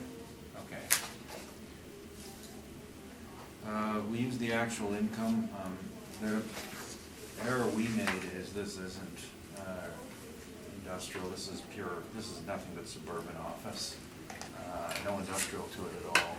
So I think this is a former MTS property. Ended up being purchased for a lease back 2 years ago, and then the entire corner was assembled and purchased by, I believe it was Shelter, who established Huntington and then sold that to Slate. So they, as far as I know, that sale was for all three of the buildings on there, that they subsequently, the process they undertook was to establish a new limited company to own every single one of these properties, H-REIT, Huntington REIT, to allow for them to be sold should someone wish to as a share rather than as a title. So each one of the, that's why you see all these companies. You see the numbered companies, and there's H-REIT 64, this one's H-REIT 64. And each individual building has its a separate holding company. So we started with the 320. This should be an office vacancy rate, and that would have been 7.6% for miscellaneous suburban. We're not going to make any changes. Structural reserve, same thing, roof. Shortfall, this is based on actual. But since we got caught before, 200,000. Nope, that's pretty close. Yeah, that's correct. And so this is the actual NOI. Now, the NOI, the potential income was without vacancy, so what we've done here is just put in vacancy. And I was having a hard time finding these non-recoverables in the statements. I'm not entirely sure their calculation, because I don't see, oh, wait a second. Where's the second page here? No, no.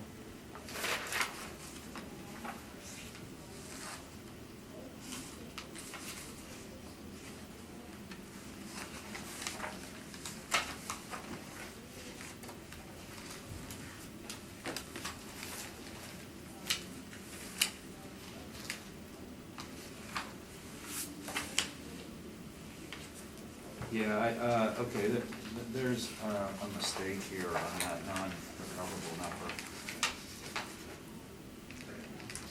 Because 322.62 is the recovery, yeah, I thought it was like $9,000 only. So I'm just gonna, well, that's an easy calculation to change. I'm changing 36,000 to 9,000.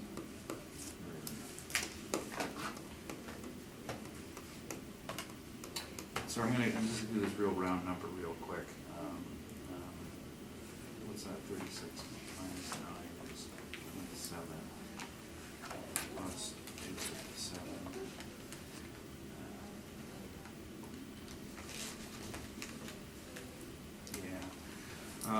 I think the number should be 284,000 roughly in the NOI. And with the same cap rate, that's 3,442,424, rounded to 3,442,000. Last year's assessment was 3,300,000, which was a recommendation made by the assessor. Yes, I get them from time to time. Sorry, your revised value is? 3,442,000, up from 3,300,000 the previous year. I don't know how they can make a recommendation one year at 3.3 million and the next year come back and say, we changed our mind, it's 4.5 million. Thank you. Mr. Penner? Well, just the quick answer to that is, it's a fresh look, it's a reassessment. We look at every reassessment anew.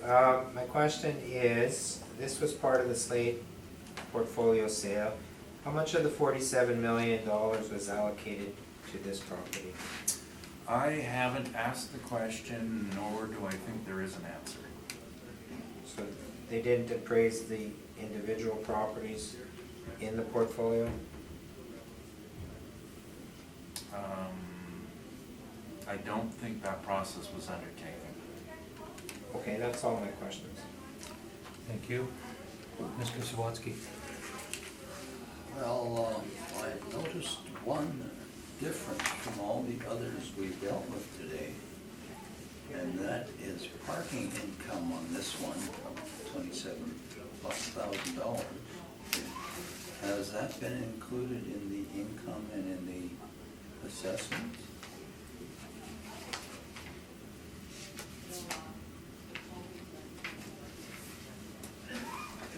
Is that actually a question for the assessor? Yes. That was for the assessor? Where was- It looks like we have missed the income. And that's the 27,000 I just put back in. Sorry? That's the 27,000 I just put back in. I didn't pick it up at 27,000, but I picked up a $27,000 error. And I just put that back in my income. So that's where it was. Sorry, now I know. Okay. And if That makes sense. the weird thing about this is, the reason they get parking income is because they've got government tenants, and the government leases, they insist on having assigned parking, and so then they charge them for it. Because their unions require spaces.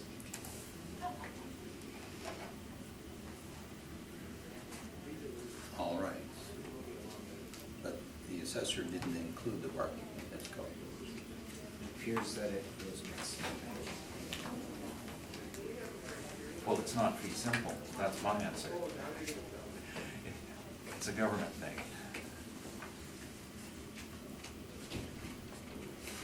Anything else, Mr. Sawatsky? Nothing else. Mr. McIntyre? I have no questions. I just wanted clarification here on your shortfall. R&M of 392, Yeah, that one was, I just quickly checked that. is that not like $1.49 for R&M? Oh, let me just double check that, because I was looking at.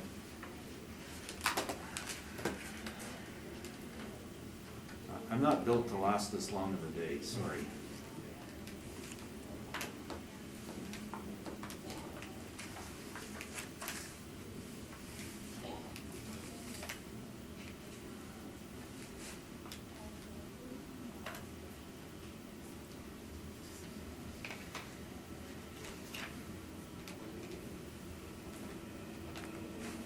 No, I just got 392, I don't know how I calculated it.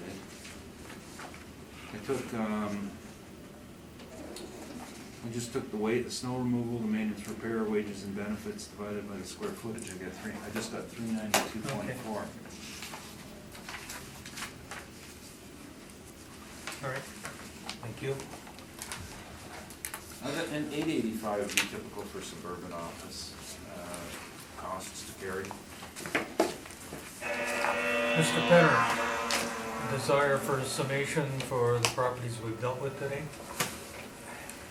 We've looked at 8 properties, I believe. These are very good properties. A lot of them are owned by REITs or large players in the market. They're, by all intents, good quality buildings. We didn't see a single cap rate under 8% presented by the appellant. I believe our cap rates more accurately reflect what's actually happening in the market. And I believe our values flowing from our model are good indicators of the market. And I would ask the panel to give that due consideration. Thank you. Thank you, Mr. Neufeld, a brief summation.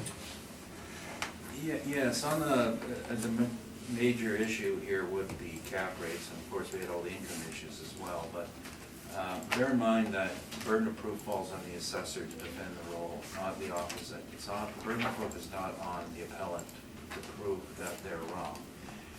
They have a model that we hear bits and pieces and stories, and we know too, you panel members are familiar with how it works, but the public isn't. They have a right to know how their property is being assessed. It should not be a mystery. And then when we poke and we prod and we finally get 4 samples that are supposed to give us some comfort that it's accurate, I showed you 3 of the 4 comparables failed the test that's supposed to be applied on the standards that the city uses. They just failed immediately because of they weren't investment sales, they weren't cap rate sales, so therefore you can't use them. So their evidence failed in its entirety. They can't back up. We presented rates, and there's the standard fight on slate. There's lots of other information in the market. We have our Collier's cap rate report, which I was entirely consistent with. We buy and sell properties for people. We're there when the deals get made, and we're on the scene. We're not divorced or separated or estranged from the transaction. We're part of the transaction. So here I am reporting to you on transactions, the voice in the wilderness. I'm the voice of reason. But this is my trade. And what you're saying is it's more important, it's to put more weight on the mystery or the report from transactions. Some days it's very frustrating for me not to have to go through this, knowing what the real world is doing for trading. Thank you for your time today. Okay, thank you, gentlemen. With that, I'll call the hearing to a close. Orders will be up until close.